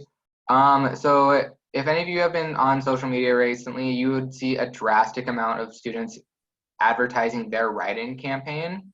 Would it be possible to potentially post this out and then be like, if you are a write-in candidate, please come to this meeting and we will let you be a part of the debate, so that way their platform is also out there? So I'll Corkish answer or that. Senator Blucher? We can't do that because we can't promote write-in campaigns through debates or through like having them on the ballot. So no, essentially. We don't even have to acknowledge write-in campaigns according to the elections bylaws, because it's not necessarily fair to the people who kind of got their registration forms in on time. Those people are really given priority. Senator Corkish, anything else to add? Or okay, seeing none, Senator Flanagan. I guess I just wanted to reaffirm my position a little bit and maybe clarify it a bit in case it got misconstrued. I think that everybody that's running is doing a really great job of campaigning right now, considering how crazy things are for everybody. As such, I guess I didn't see as much of a concern for further outreach, though I do understand the benefits behind that. I just know that schedules that people had set up would be sort of thrown out of whack by this new addition that is sort of coming out of the woodwork. That being said, if there were to be a debate, I know that the elections committee's hands are kind of tied, but I would urge them to try to find something with write-in candidates, just because that seems to be the largest sort of populace of those running for Senate right now, and that's kind of important, at least to me. Luker. Yeah, I guess just kind of to finish this up, I wanted to kind of tie up some loose ends that I heard. So when I originally proposed this idea, I proposed to have it on election day on that Wednesday. One of the main reasons I did this was because I figured that most candidates had penciled this out because I assumed that they were having this time set aside to campaign, and so I thought it was going to be easiest. However, after talking to some candidates, I understand that there are different plans even with remote learning, so I wanted to make it as easy as possible to have it on close to the elections time, where it's still a couple days away and we can still really push voting, which is super important now, but I don't want to stress anyone out. Additionally, I'm advocating for a senator debate as well because of this. I'm going to keep referencing COVID just because that is one of like the biggest things now, but because we were kind of pushed out of the ASUM office, there were some forms of senators that we didn't have on our list, and so not all senators were invited to the debate. So that was kind of where this idea kind of came out of my head as well, where it was like, we should have a debate for those senators who couldn't attend or we didn't invite. So having that, I would maybe like, if anyone had any like concerns, questions, ideas for time periods and stuff, please feel free to reach out to me because I will be in charge of this if this passes. Additionally, having it on Monday is going to be nice too, because having it on those different times kind of reassures. I know that we didn't feel like maybe 100 views is a lot, but every kind of student counts who's trying to engage with candidates. And maybe there was someone who was in a Zoom session on that Wednesday of the original debate of like a class that can attend this one. So that's another idea of like why we're kind of having another one. And then I guess also to touch on this, this is also optional. No one has to come to the debate, although it is highly encouraged. Just wanted to like put that out there as well. Like if this gets passed or anything, no one has to come to the debate. It's just something that we wanted to push forward because we thought it would be beneficial. I'm going to read my speakers list and cap it. I got Terrell, Corkish, Johnson, Flanagan. If you want to get on, text me in the next 15 seconds. Senator Terrell. Yeah, I just wanted to respond to one other thing that was said. I think it would be totally irresponsible to have any kind of debate and not have a Senate debate when the senators are like 90% of the voting part of ASUM. I mean, it's ASUM Senate, not just ASUM execs. I think it's important for students to get to know the candidates who are going to have most of the voting power. And so I think it'd be really irresponsible not to have a Senate debate. If you're not going to have a Senate debate, then just don't have any at all, frankly. Corkish. Yield. I've got Johnston. Big old yield. And I've got Flanagan. Yeah, I realize sort of in hindsight that my comments might have come off really critical of the Elections Committee, and I just want to say that I appreciate everything that the Elections Committee is doing. I think that they're putting in a lot of hard work and they're making the best out of a really crazy situation. And I think that the people that are working on it right now are the best people to work on it. And I don't know what we would do without them. So big thank you to everybody on elections. All right, so that is the end of my speakers list, and I'm going to launch this poll. Please go ahead and vote on the poll, and it looks like people can actually do that now. I will give you all 20 seconds to vote in the poll, and then I will end it and read the vote count. But judging on the votes that are coming in, looks like it's going to pass. And then we're going to try to take a break in the next 2 minutes. I'm going to try to wrap up committee reports. So I've got Anderson, Hahn, and Fulton. If you're on committee reports, please try to make them quick so I can go out and howl my lungs out.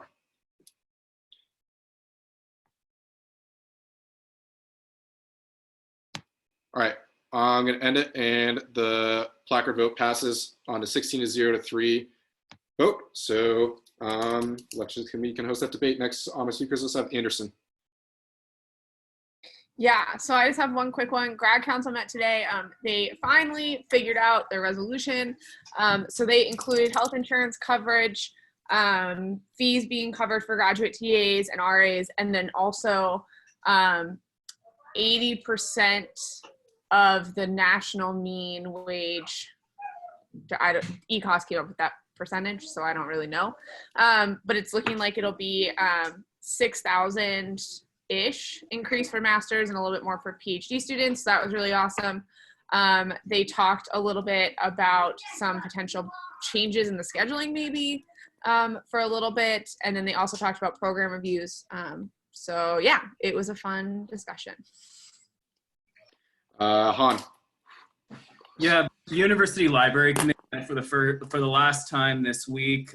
They're still continuing on with the Open Educational Resource Pilot Program. It's something Provost Harbour came and spoke to us earlier in the year. Ultimate goal would save an estimated over $35,000 to students in textbooks that we would be paying every semester. So great work on that. The archives and special collections are actually in an effort to document COVID-19 on campus. I thought that was kind of fascinating. Second thing I have really quick is just the census. For those of you that don't know, the self-report has been extended to August 14th.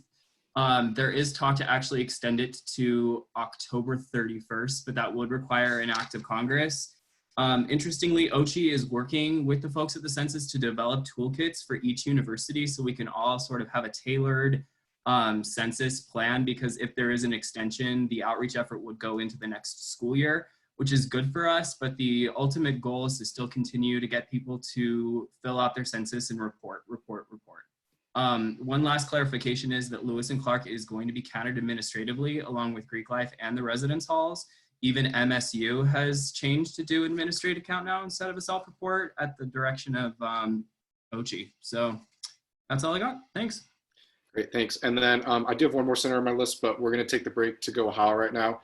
So committee reports will still be open. If you want to get on the speakers list, just text me whenever, and I will get to Senator Fulton when we come back from our 7-minute break. Can you Go talk Ohio, y'all. faster, actually, Ethan? Sorry, what was that? VP Hanley, I'll just yield because my question was answered. Okay, cool.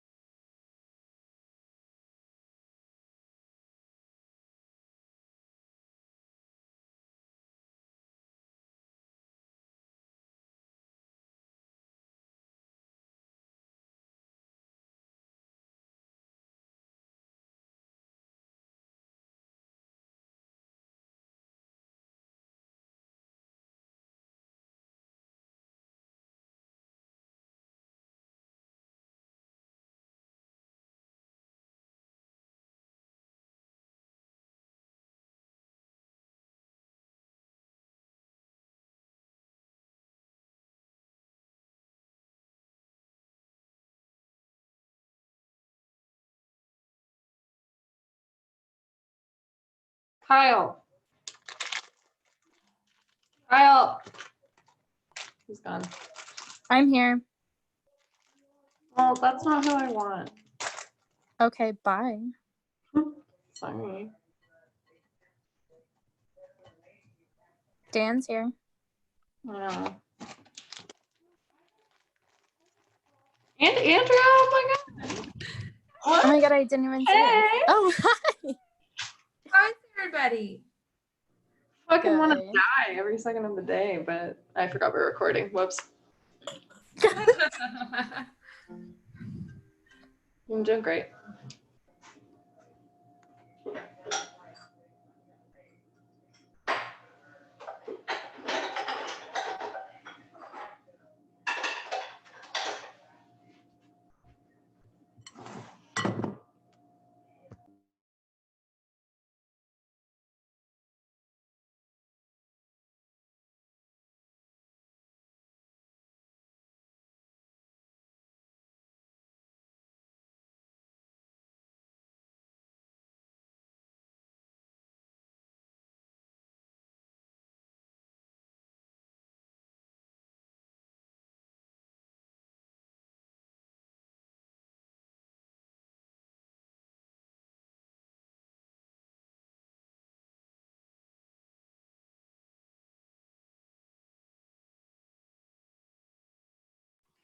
Morgan, you didn't howl.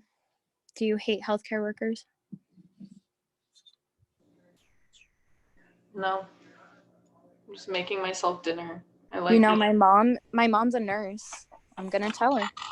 You should tell her. Yep. I need someone to hold me accountable.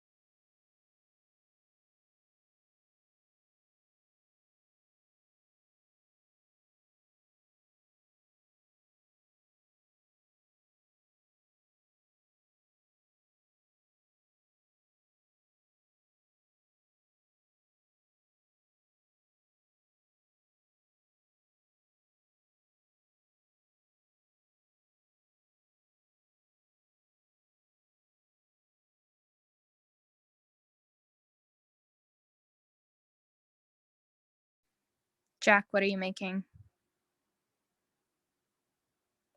Wonder if you can hear me. Oh. I'm making tomato soup, and I made focaccia bread last night, and it turned out really good. So I'm gonna dip I it. saw that. Will you bring me some bread? You said you were gonna bring me a pretzel. You told me you'd bring me bread too, just saying. Yeah, drop it off our door, Jack. God. Oh, yeah, I'll try to throw it from my house. You live real close by. Just throw it. That's why I said that. I think I can smell it. Yeah, I've been on this baking thing lately. I know. I'm sad that you didn't bring a pretzel to me. Pretzels were delicious. I bet.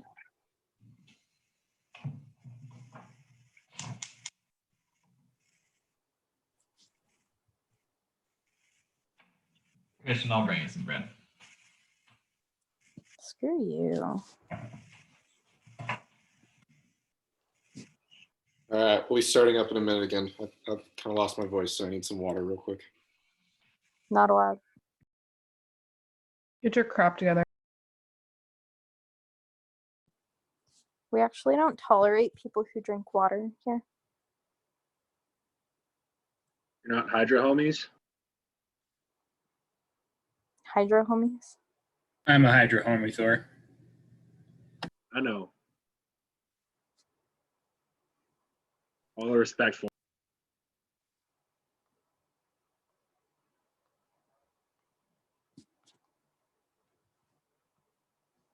Has anyone been up to any crafty things? I need to do more crafty things in my life. I have no ideas. James Wilmus gave me a bunch of model railroad stuff before he left. So I've kind of been working on that a little bit, but I don't have anything done. I'm just not creative, so. A few more seconds, everyone.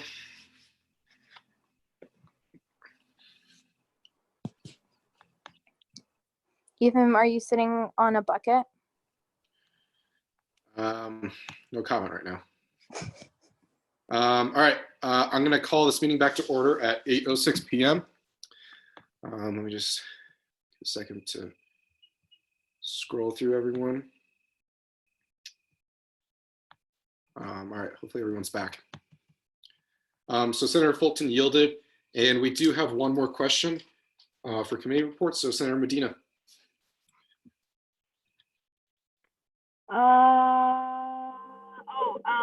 For Senator Hahn, if he's on, I just wanted to ask about the census on, I guess, why the October 31st date was chosen, if you know anything about that.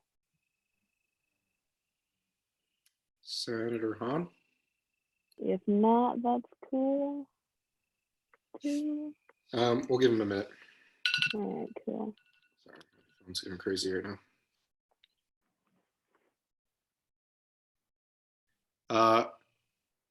If anyone else has anything more for committee reports, please text me and I can put Senator Medina back on the bottom of the speakers list to ask the question.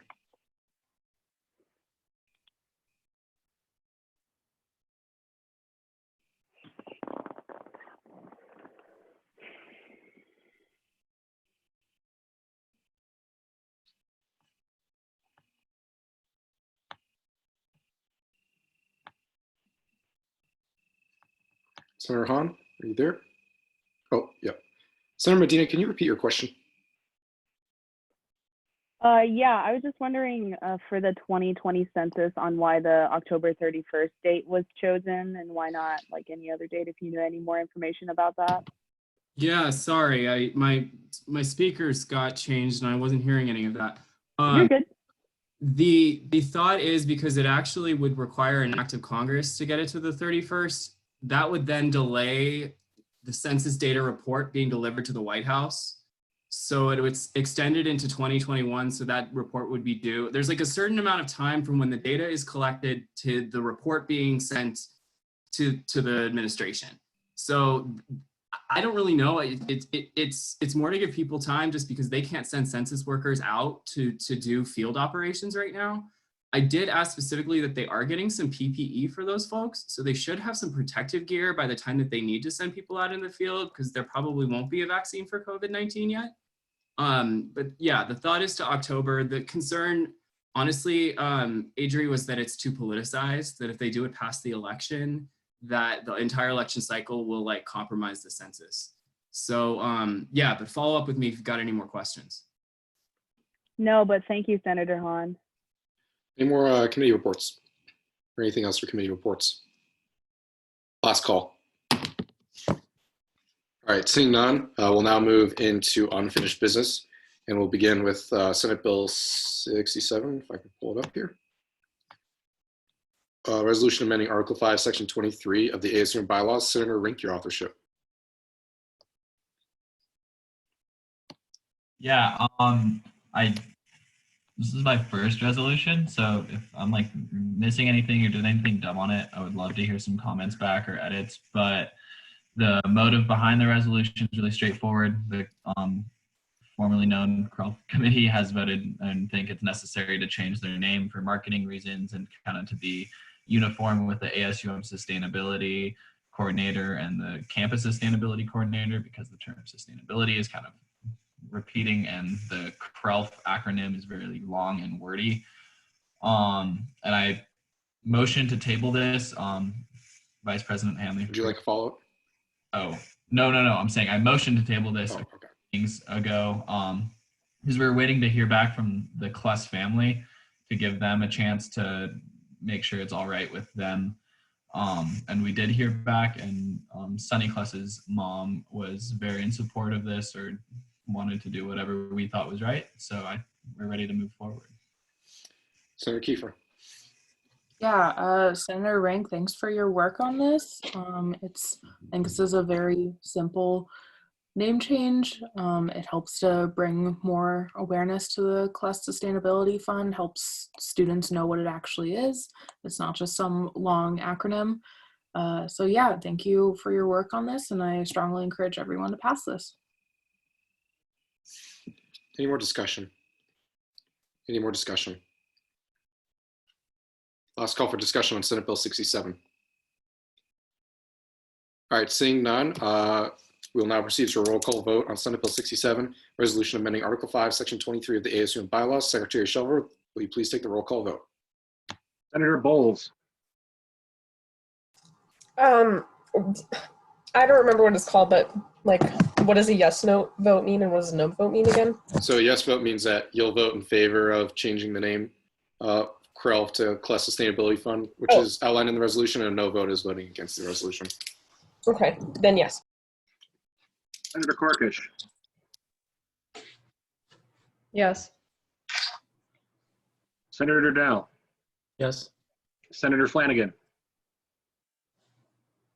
Yes. Senator Fulton. Yes.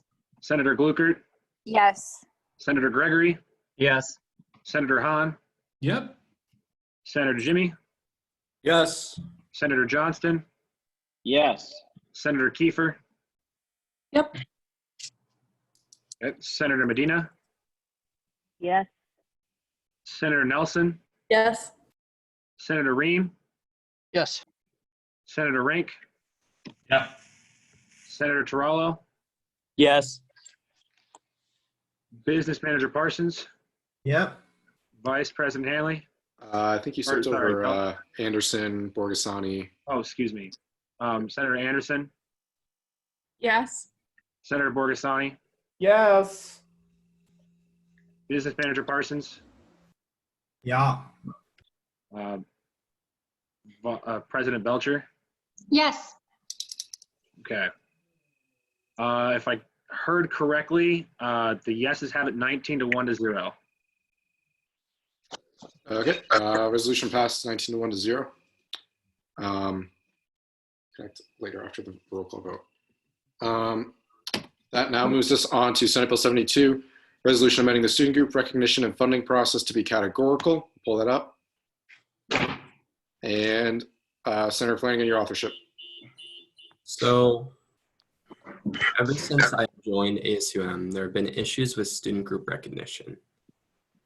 I have yet to meet somebody that is completely content with the recognition process. Most feel that something needs to change. When chairship of BOMO was placed upon myself, I resolved to start that change. At first, this came in the way of just attempting to make the committee more active.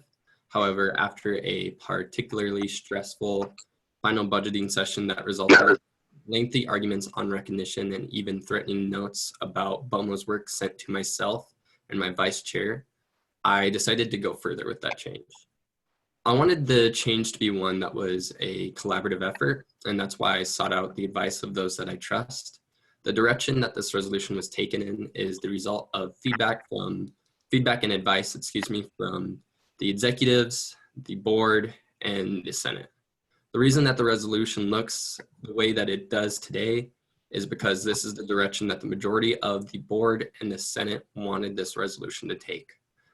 I thank everyone, especially the resolution sponsor, for their help in this process. The resolution sponsors, for their help in this process. There are shortcomings and oversights in this resolution. It was really hard for me to accept because this project is one that I am completely passionate about and my work ethic has been very ingrained into. However, I was able to take a step away from it and understand that fixing something as big as student group recognition is going to take a lot of time, a lot of insight, and maybe more than just one passionate senator writing a resolution. I simply saw something that I felt was flawed, that I knew others felt was flawed, and wanted to do something about it. In writing this resolution, my intention was not to target any specific student groups. I've heard concerns that this resolution would harm specific categories of student groups such as Greek life, sports union, music union, and co-curricular groups. And I'm not trying to harm any category or any specific type of student group because I support them all and I support the community that they all give our campus. Rather, my intention was to address and resolve problems within the recognition and funding process so that student groups do not feel subject to unfair decisions. With this being said, I understand that this resolution is not ready to be passed because there are many flaws that need to be ironed out. Nonetheless, I encourage the Senate to engage in robust discussion regarding what we could do better and how a resolution like this needs to look so that we are elevating student group opportunities with future changes. My hope is that this resolution can serve as a starting point for future changes and progress on the issue. I want to start a conversation. I want to get people involved and instill a passion in people when it comes to fixing our recognition process and our funding process. What we do with recognition and funding, what we do as student groups is a wonderful thing that creates a community that really helps people. This community gives people a place to belong. It gives them a place to meet with friends and create memories. It gives them a place to be. I care about that, and that is why I want to see something done. Thank you. First on my speakers list, Senator Anderson. Yeah, so I would urge everyone in the Senate to vote this bill down. I respect the amount of time the author put into this. However, there's been a lot of misinformation and a lot of lack of knowledge in certain areas. So I'm going to speak specifically about the law groups. So as I've been trying to listen about this bill and how it would impact the groups that I'm involved in and the groups that I've helped to gain ASUM recognition, I've heard different things about how you have to be recognized. And I think that the lack of information on that side is just absolutely ridiculous. So things like that the law student groups, for example, they have an associate membership tier because you can't get in the national chapter, but on the local level, you operate as a full member. The only reason that we can't allow non-law students or non-lawyers to get into the national chapters is because of a national problem. But we've created a society in our groups that allow. Senator Anderson, can you pause for a second? Yeah.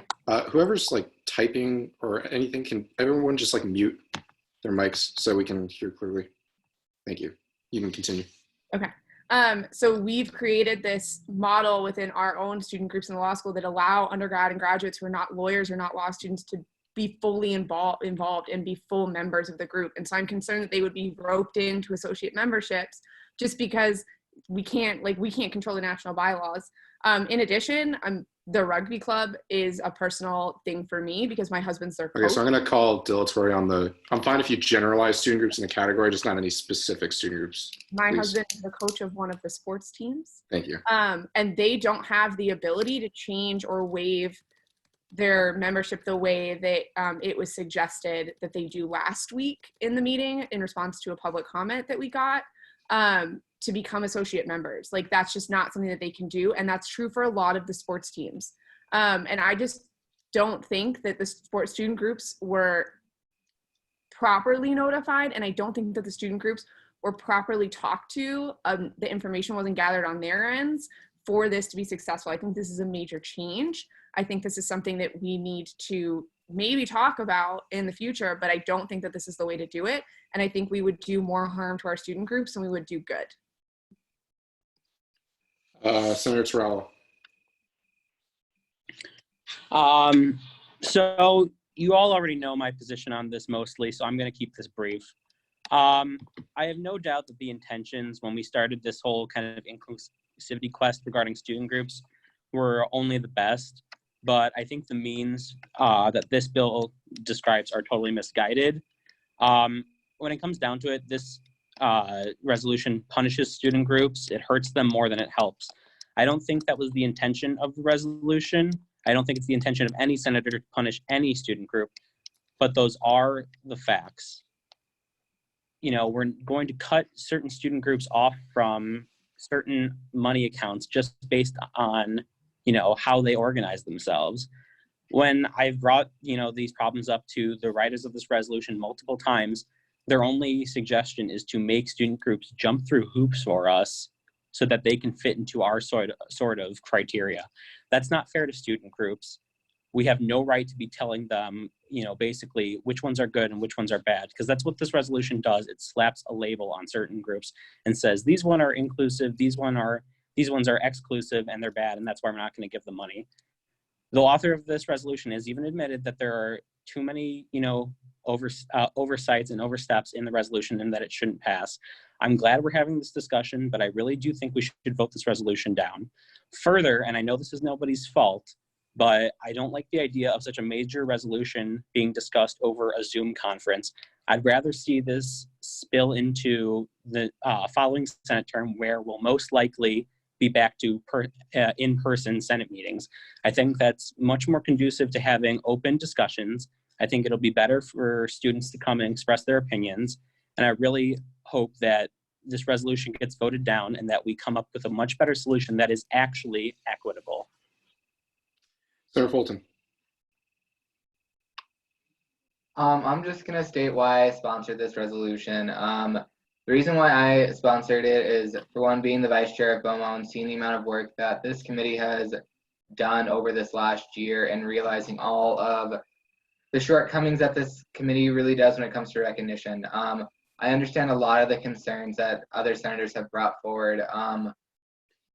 And going back to final budgeting, when I personally received a note saying BOMO doesn't do its job, I felt that as a personal attack when we have been trying to do this the whole year, when we've asked the Senate multiple times, if you had full control of this, how would you do it? And we went with the Senate's majority rule on this when it came to the associate membership, and it came to the inclusive and exclusive. I'm just going to say thank you to the author for writing this. I understand all the shortcomings with it, and I'm going to abstain from this vote. But I'm happy we're having this discussion. And with next year's Senate, I really hope they also have this discussion, because I will be there helping with this discussion. But can I have a follow-up? Yeah. Yield to the secretary. Secretary Shelver, go ahead. So I also was one of the sponsors of this bill. I was just hoping to get a little chance to speak up. I understand there has been this has easily been one of the more controversial resolutions that I've witnessed while working with ASUM.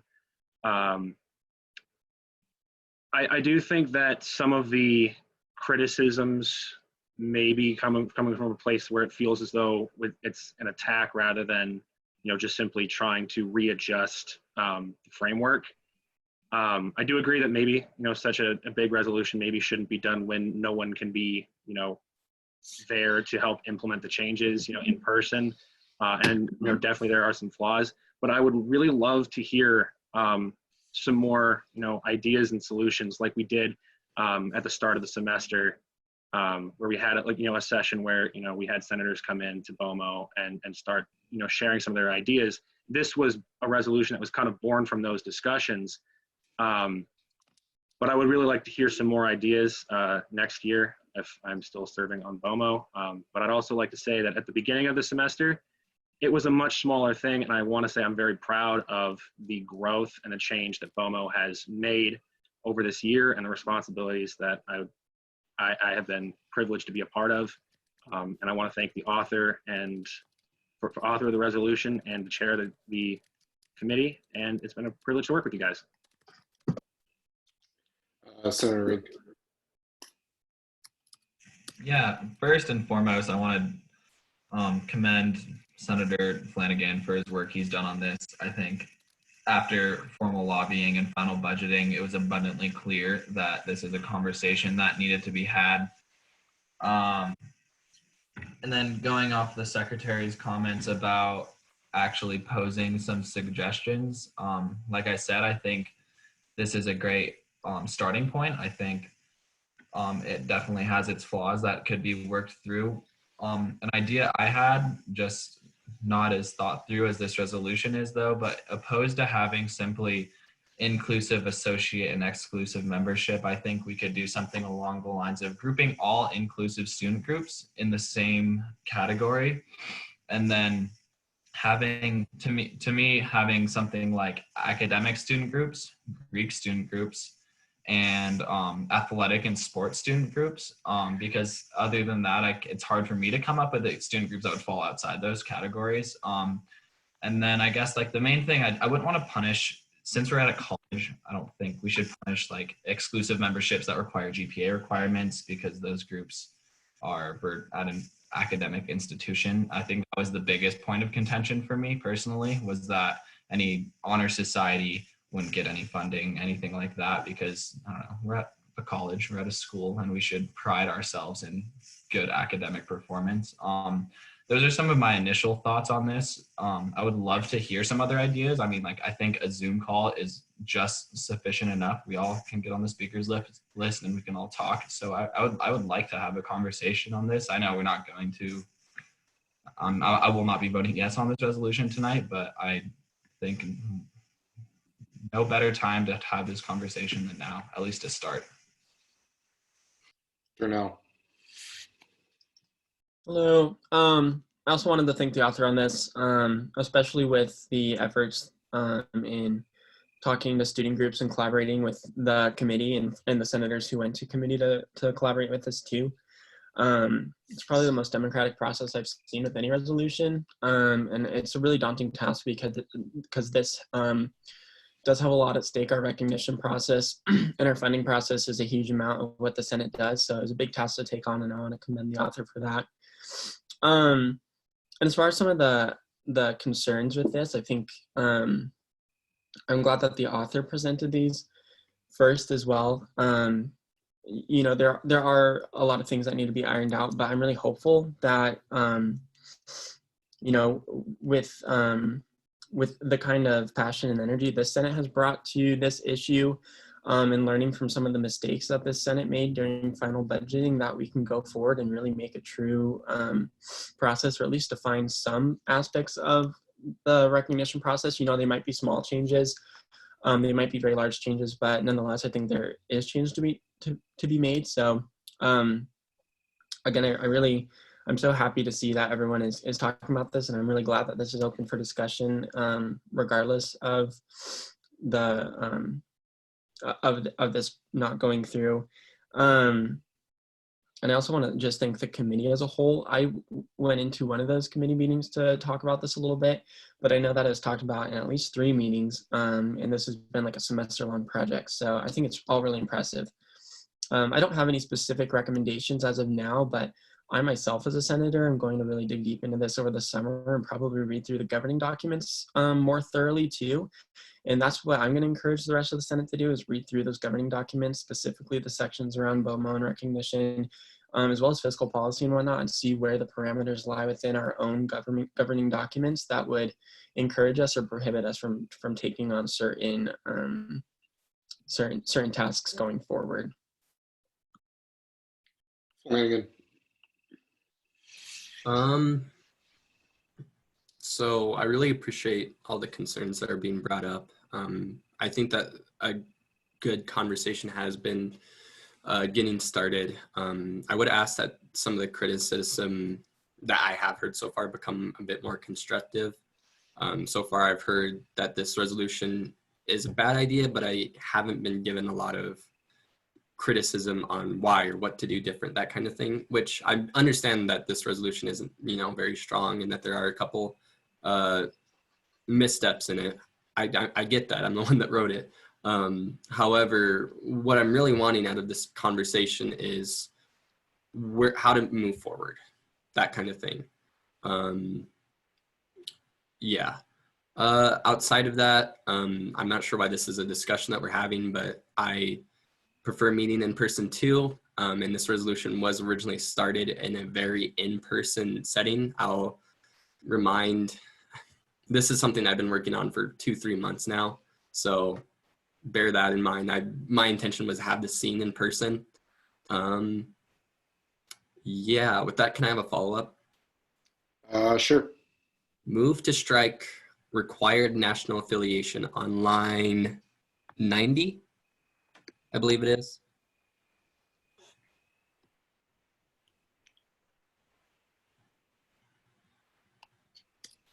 There's been a motion by Senator Flanagan to strike required national affiliation on line 90. Is there a second? Second. Seconded by Senator Gregory. Question. Sorry, Business Manager Parsons, was that a unanimous or was that a discussion? Discussion. Okay. I'm going to give it to Senator Flanagan, but if you want to get on the speakers list, I'll put you on it. If there's no unanimous call, don't call discussion. Yeah, this is one of the really big things that I heard feedback on when this sort of resolution started going around to student groups. I heard that this was one of the biggest issues that student groups had with this resolution. Again, I recognize that this resolution is not ready to be passed. However, this is a change that I wanted to have made for when this resolution will hopefully be referenced in the future with a better, more succinct recognition process change. Business Manager Parsons. Yeah, so Senator Flanagan, would you yield to a question if I ask one? Awesome. So with the required national affiliation, that brings with it some of the national affiliation zone requirements. I guess in the situation that national requirements don't align with ASUM's requirements, how would you rectify a situation like that? That's hard to say. I don't know if I necessarily have an answer to that question. And again, that just comes down to one of the issues with this resolution. And just as a reminder to senators, if you text me S right now, I'm putting you on the amendment speakers list. Senator Anderson. Yeah, so while I appreciate the intent of the amendment, I don't think that this does what it's needed to do. I think that a better thing would be having a conversation with those groups that maybe do have like some sort of required national affiliation, but seeing if there's a way that like there's everything. I don't know. I just don't. This doesn't really. It's like putting a Band-Aid on a floodgate. Like for me, it just doesn't do enough. And so don't know if I'm comfortable striking just this one exemption because it's still examples include but are not limited to, and that word is really broad and it's vague, and it gives next year's Board on Member Organizations Committee the ability to still consider national affiliation as a significant barrier to entry. And so I just don't think that it does enough to fix the issue here. Darnell. I do agree with this amendment, and I guess I disagree with some of the previous disagreeals on why this amendment goes through. But sounds like this amendment is being made because of discussion with other student groups and because this was something that they didn't want to see in this resolution. And if something is going to go forward in the future, people are going to reference this resolution in particular. And in being able to strike it now is at least showing solidarity that the Senate is recognizing and taking into consideration student group voices.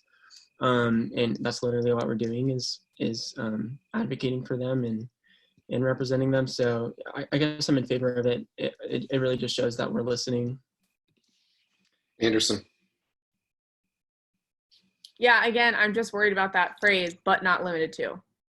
So rather than striking one of the examples, we should be striking things like either all the examples or that entire line, examples include but are not limited to, because it just leaves too much interpretation. Yeah, they may reference this, but if somebody's like, oh, well, I have to be a national member of whatever to get into this club, they're going to use that as a significant barrier to entry. And I don't want them to do that. Like, I don't want that to be a factor, because I think the groups have adapted really well to having people participate at the local level and maybe not having to be in that full national membership. So I don't think it does enough, even given those conversations with those groups, that this will help that situation. I think we need to do more. Very good. Yeah, I don't think that's necessarily reason enough to vote this amendment down. I'd be happy to get back on the speakers list, and after this amendment's passed, to strike but not limited to, as well as other amendments to that line. Darnell. Senator Flanagan, will you yield to a question? Sure.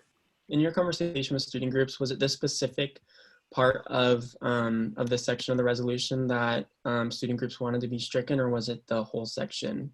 This specific part, the required national affiliation. May I have a follow-up? Yeah. Then I see it as perfectly reasonable to strike just this line and not the rest. I see that as considerate for the student group interest, and it wouldn't be considerate of the student group interest to strike them all from not hearing any discussion from them prior. Is there any more discussion on this amendment? Any more discussion? Yeah, I messaged you, Ethan.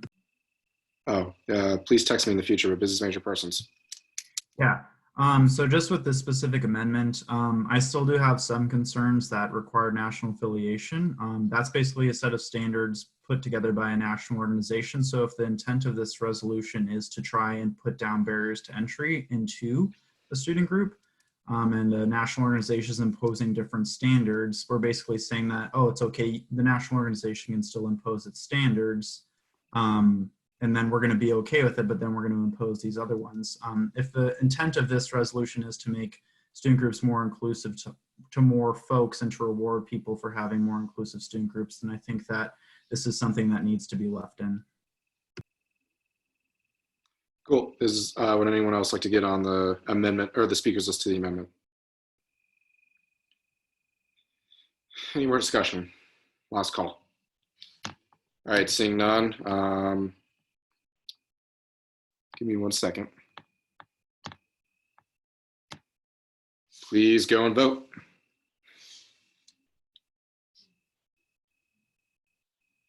I'll give you all 30 seconds, but please try to get this done fast. Pretty close so far.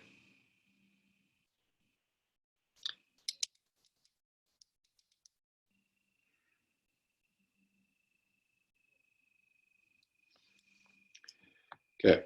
Whoa. Sorry, I'm not sure what I just did, but I'm going to try to get that done. So the amendment passes 9 to 7 to 4. So that will be struck from the language or from the resolution. And next on the going back to the main speakers list, I have President Belcher. Thank you everyone for the discussion, and to the authors and the sponsors for putting this together. I think it's a really important discussion to be had. I do have some thoughts and some feedback, and this is probably a very unpopular opinion, but I've been thinking throughout this semester that the idea of inclusivity and exclusivity when it comes to student groups might have been taken too far. And by that, I mean, I think that's a discussion that should only happen during the recognition process and not during the funding process. I think that once student groups are recognized by ASUM, they should be treated the same, and that funding should be decided based on like what they're asking for, its feasibility, its ability to help the group fulfill its mission, and not necessarily what the group does and how they decide their membership. So I don't think that like after groups are approved, they should be stacked against each other. But the idea of having this conversation and board on members, I think is really important. I would have to say that I do agree with the previous sentiment that some things I think should be allowed to be exclusive, like GPA, because we are in an academic setting. And I think that academic interests too should be allowed to be exclusive. We're out on a college campus, and the whole kind of idea of being here is to group ourselves based on what we like, and like that's the point of a student group. And so I think some of those aspects could be reevaluated, but when it comes to the idea of protected classes, things like that, whether or not we're subsidizing academics, so whether or not a student group is actually an academic course and like people are able to join, whether or not they're registered, I think that is a line of discussion that I would support, but I would like to see that in the future kept in the board on members committee and out of any budgeting discussion. Senator Johnston. Cool. So I will be short and sweet and hopefully quick. I concur with President Belcher. I think that this is I think this process should be set up on the recognition side, not on the budgeting side. I think that's at least more feasible in my eyes, and I think that it's not, you get entrance into ASUM, but then you're like, well, you don't get funding for certain things. I think that's a weird way to do it, but I could be wrong, and maybe like President Belcher said, I'm in the minority in that. Furthermore, you can call this dilatory, Vice President Hanley, but I would really highly encourage that we keep some of the political theater that's going on. I think that there's a lot of positive discussion to be had, and I would love to stick to the positive discussion and not this other things that we're trying to accomplish in this discussion. Business Manager Parsons. Yeah, so I just originally wanted to applaud the authors for putting this together along with all the sponsors. Board of member organizations done a lot of good work this year. I do appreciate the effort to try and put forward some sort of system in which we reward student groups for being more inclusive. I think that's what the original intent of this was, to try and incentivize student groups to open up their membership to more people, to try and reward them with the financial, greater financial opportunities. That said, I think tonight it's not in its most current form ready to be passed, but I think this is a discussion that's needed to be had for a long time. Every year during final budgeting, we run into issues of membership and what, comparing apples to oranges, who gets money when and what. I do think there should be more of a streamlined process in which we can categorize student groups. I've heard a lot of good input tonight, particularly from Senator Rink, trying to categorize groups more based on their mission, like sports or like religion, or some maybe more identifiable features. But I think this is a step in the right direction, because right now the bylaws are vague as heck. I think there does need to be more clarity. So I do just want to applaud all the work that the authors and the sponsors have put into this. Senator Kiefer. Okay.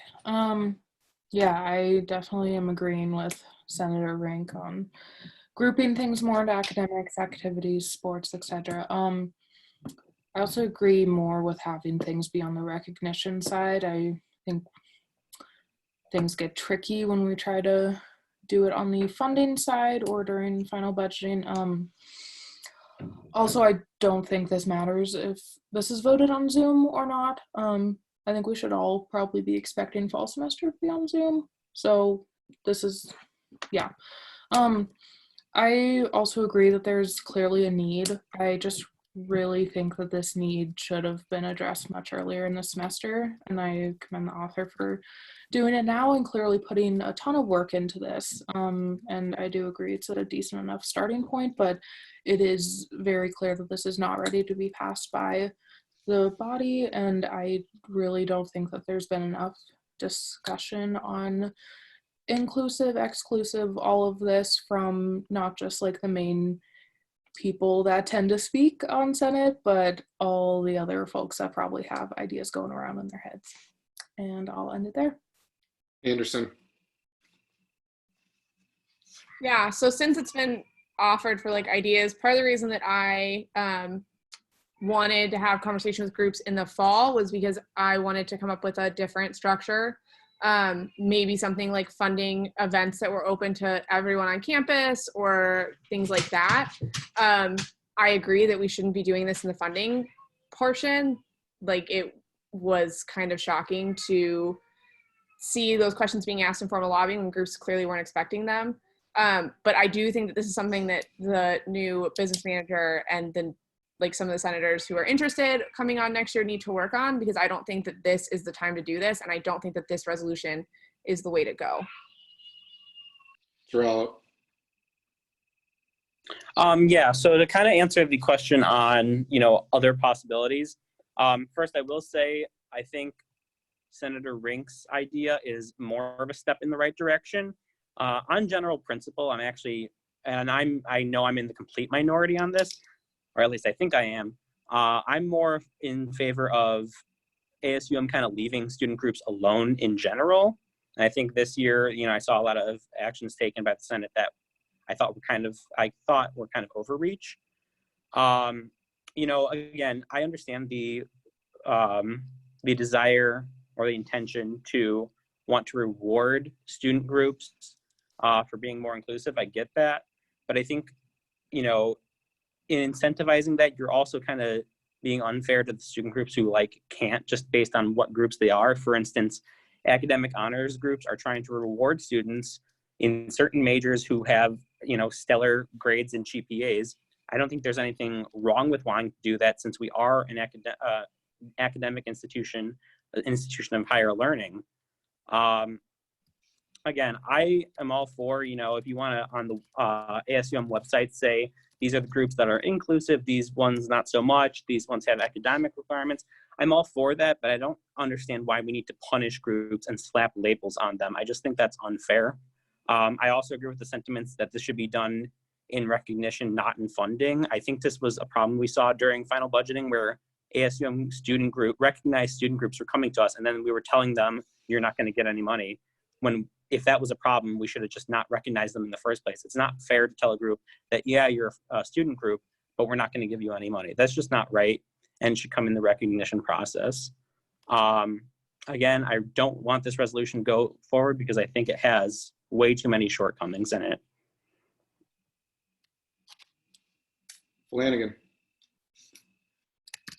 Yeah, so I wanted to start by addressing the suggestions that Senator Rink brought up. First, I wanted to applaud him for giving a nice solid outline on what he would like to see. That was really cool. This idea was actually very similar to one that Senator Nelson originally brought up when we were having these conversations. And I want to sort of clarify why it wasn't that exact direction that I went in, or I believe the board also didn't go in or was necessarily focused on. As far as having very specific categories go, recognizing in that manner sort of presents a concern for how to do funding after that. And I'll talk about that in a second, but how to do funding after that, if we're giving more funding to faith-based student groups over more funding to academic student groups, then there's a lot of issues there that presents a concern for, favoritism. There's a lot of, there's just more to have to figure out there. I think that, there's definitely something in the plan that Senator Rink and Senator Nelson have brought up. It just needs a lot more thought behind it and a lot more than just one author thinking about it. Moreover, moving over into the argument on separating recognition and funding, I understand that the concerns that are being brought up here, and I think that they hold merit. However, my intention, and I believe the board's intention for putting recognition and funding together, was not necessarily to punish student groups funding wise, but it was more to give more student groups favor in terms of the ability to access funding. from what I'm understanding from this argument, this argument is stating that we should just not recognize student groups that would present a concern for funding, which I think is much more of an issue than recognizing student groups that present a concern for funding and funding them less than we would student groups that don't present that concern. And that's why I sort of loop those two together. I don't think that we should be, I think that we should try to recognize as many groups as possible. And this was my attempt to sort of give favor to groups that may not be totally inclusive or totally in line with our bylaws. I think it makes more sense to have recognition and funding be together in that sense, unless I'm misconstruing that position. But yeah, I think that we're starting to get more into the weeds of constructive criticism, and I really appreciate that. Well, one of the things I think that could benefit the recognition process in the future is that if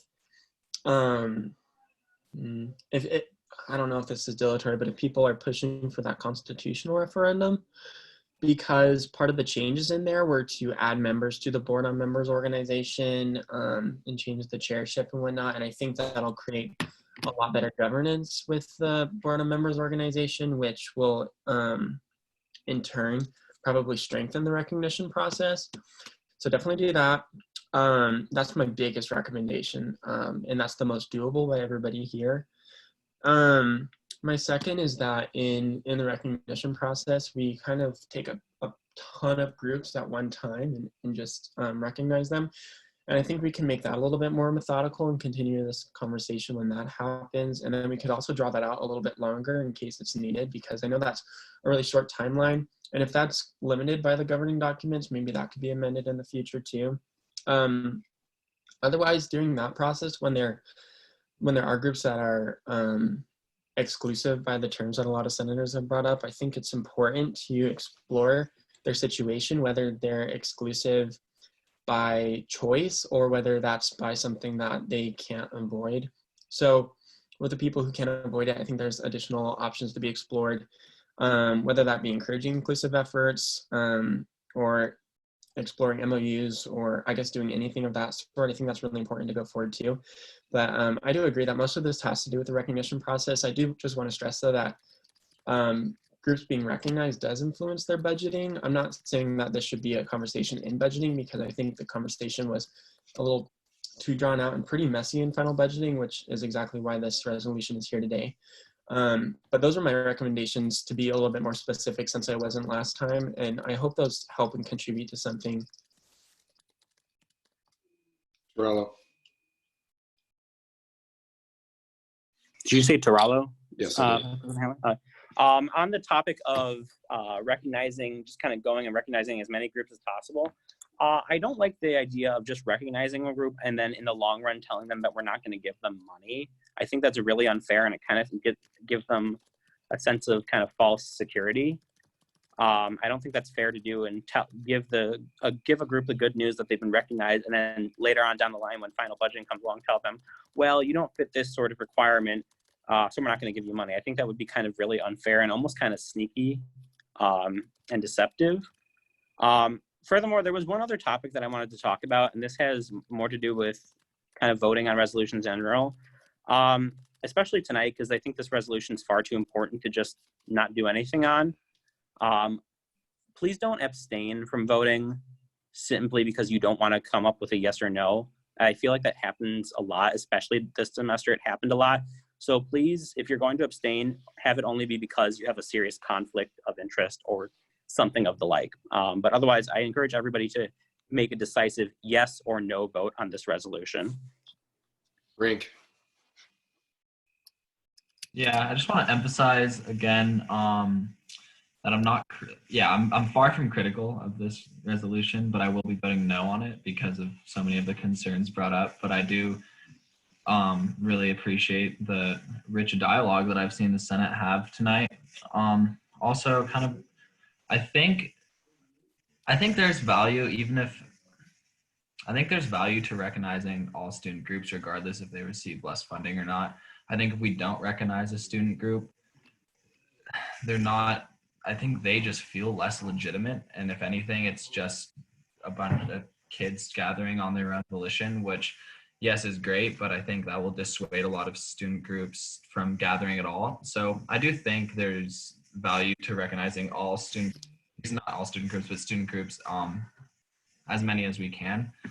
I could put in the chat if anyone wants to stay after and talk about this further in a more informal way. I would love that. I think we could have a good dialogue here. And then kind of to the point about pushing this off to the fall, as brought up earlier, I think the Senate has a really high level of experience right now. And I think we'll be going into the fall with a much lower level of experience. And I believe that we could generate some very productive ideas currently as it stands. So I would appreciate some ideas to be thrown around and some further dialogue to be had before we elect a new Senate. All right. That's the last person on my speakers list. Is there any more discussion? Any more discussion? Last call. All right, seeing none, we will now go into a roll call vote on Senate Bill 72, resolution amending the student group recognition and funding process to be categorical. Secretary Shovel, will you please take the roll call vote? Senator Hahn? No. Senator Jimmy? No. Senator Johnston? No. Senator Kiefer? No. Senator Medina? No. Senator Nelson? No. Senator Ream? No. Senator Rink? No. Senator Tarallo? No. Senator Anderson? No. Senator Borgasani? No. Senator Bowles? No. Senator Corkish? No. Senator Durnell? No. Senator Flanagan? No. Senator Fulton? Abstain. Senator Gluckert? No. Senator Gregory? Abstain. Business Manager Parsons? Nope. President Belcher? No. The noes have it 0 to 18 to 2. All right, so Senate Bill 72 fails 0 to 18 to 2, which moves us into Senate Bill 73, resolution amending Article 5, Section 13 of the ASUM bylaws. Senator Nelson, your authorship. Hi, everyone. I wrote this resolution to make some changes to the makeup of the Transportation Board to include Maddie Jones, who's our ASUM Sustainability Coordinator, to be included as a non-voting member of the board. I also adjusted the membership. We have to have 5 voting members in order to vote on the budget, the long-range plan, or any binding votes. And right now in the bylaws, it's required that 3 are senators and 2 are SALs. I amended the bylaws to make it so that it's 3 senators, 1 mandatory SAL, and then the final seat to make up the 5 would be an optional senator or SAL. This still leaves spot, like there can be up to 10 members, so there would still be spots for 5 additional SALs if there was a lot of interest in the Transportation Board. In any given semester or year. I tried to justify my reason for including Maddie on the Transportation Board in a permanent position, partly based on the fact that her wages are paid in part by the Office of Transportation. The reason that I think that the last seat should be optional between an SAL or a senator is because in the past we've had a really difficult time filling this board. For instance, last semester we couldn't vote on a couple things because we didn't have 5 members at any given time that were able to vote. So that's the reason I made this amendment. In addition, I condensed the bylaws from 5 sections, or in this section from 5 subsections into 3, so that it read really similarly to how the Sustainability Board and some of our other boards read. I thought that this cleared things up and read a little bit nicer. I also deleted some repetition. If you have any questions, though, I'd be more than happy to take them. First on my speakers, let's have Senator Flanagan. That was for the previous discussion, so yield. Okay. Any more discussion? Let me check my phone real quick. Any discussion on this? Hold on, I'm going to turn my light on because it's really dark right now. Okay. Apologies about that, folks. Any more discussion? Senator Nelson. Okay, I definitely make one amendment. If you can just scroll up a tiny bit. Yes. Okay. On line 66, I need to bold A, so it's in between will be and student. I just need to bold A because that's a change from the previous bylaws. Yeah. There's been a motion by Senator Second. Nelson to Second. bold the word A. Unanimous. 66 has been seconded by Senator Gluckert. Unanimous consent has been called. Is there any discussion or objection? Discussion or objection? Discussion or objection? Great. Seeing none, that amendment is adopted. Back to my main speakers list. It is empty. Would anyone like to get on it at this time? Any more discussion? Last call. All right, seeing none, we will now enter into a roll call vote into Senate Bill 73, resolution amending Article 5, Section 13 of the ASUM bylaws. Secretary Shovel, will you please take the roll call vote? Senator Tarallo, Yes. Senator Anderson, Yes. Senator Borgasani, Yes. Senator Bowles, Yes. Senator Corkish, Yes. Senator Durnell, Yes. Senator Flanagan, Yes. Senator Fulton, Yes. Senator Gluckert, Yes. Senator Gregory, Yes. Senator Hahn, Yep. Senator Jimmy, Yes. Senator Johnston, Yes. Senator Kiefer, Yep. Senator Medina, Yep. Senator Nelson, Yes. Senator Ream, Yes. Senator Rank, Yeah. Business Manager Parsons, Yep. President Belcher. Yes. The yeses have it 20-0. Great. The resolution passes 20-0. That concludes, sorry, let me save this real quick. That concludes unfinished business, and we will now move into new business. Does anyone have any new business to propose at this time? Okay, Darnell. One resolution supporting the creation of a COVID-19 student group relief application. And that's to be sent to Budget and Finance? Yes. Cool. And then a brief description, please. I actually gave a really extensive description of it earlier, so I'll leave it at that.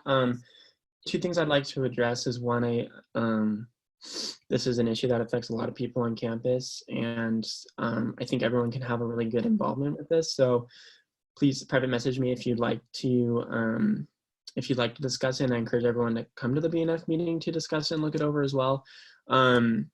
Secondly, I think the timeline for this is really important in figuring that out. That's probably still the part that I'm ironing out. So if you have any suggestions for that too, please also send me a private message. Anderson. One resolution to RNA supporting the creation of transitional housing units for survivors of domestic or sexual violence at the University of Montana. And then a brief description, please. Yeah, so this is a project I've been working on for over a year. Currently, the university, well, previously under former director Drew Collins, they did like a informal transitional housing unit with survivors who needed to get out of their home because they were facing safety issues. With her being gone, the state of that informal process is unknown. So we would like the university to create transitional housing units for survivors facing safety needs, like emergency safety needs, and so that they have somewhere to go that would be a cross-campus collaboration. So. And please send your resolutions, your titles of your resolutions to Secretary Shelver, preferably in the chat. Senator Gluckert. Yeah, so I'm proposing this with Senator Corkish. One resolution to RNA titled Resolution Amending the ASUM bylaws to address the role of chairs who are also candidates. And I will send that to the secretary through a chat. Chairs who are also candidates? Yeah, like chairs of committees. Okay. Senator Corkish, do you want to start or do you want me to? Just give a brief description. You don't have to like completely overlay it. Yeah. I guess we're writing this resolution right now because there's no bylaws in the elections right now that addresses people or candidates who are running for Senate or executive positions that are also chairs of ASUM committees. And so we're writing a resolution to address that because we know that it has, elections committee knows that because it has been a problem of maybe like, it seems like ASUM's endorsing certain candidates. So, and then can I yield time to Senator Corkish if she wants to say anything? Sure, I'll allow it. Yeah, I would just say the importance of and the reason why we're writing this is in a response to something that we have noticed being on elections committee. So, and if any of y'all want to like be a part of that, we are going to be working on it probably tomorrow. So, Senator Tarallo. I actually just had a question regarding that resolution. So if you want to move me to the bottom of the list so anyone else can introduce new business, or am I the last? Can you just reach out to them with your questions instead of new business? I think new business is really the time to propose resolutions and get the description. So, but is there any more new business? Last call for new business. All right, seeing none, I'll now entertain a motion to adjourn.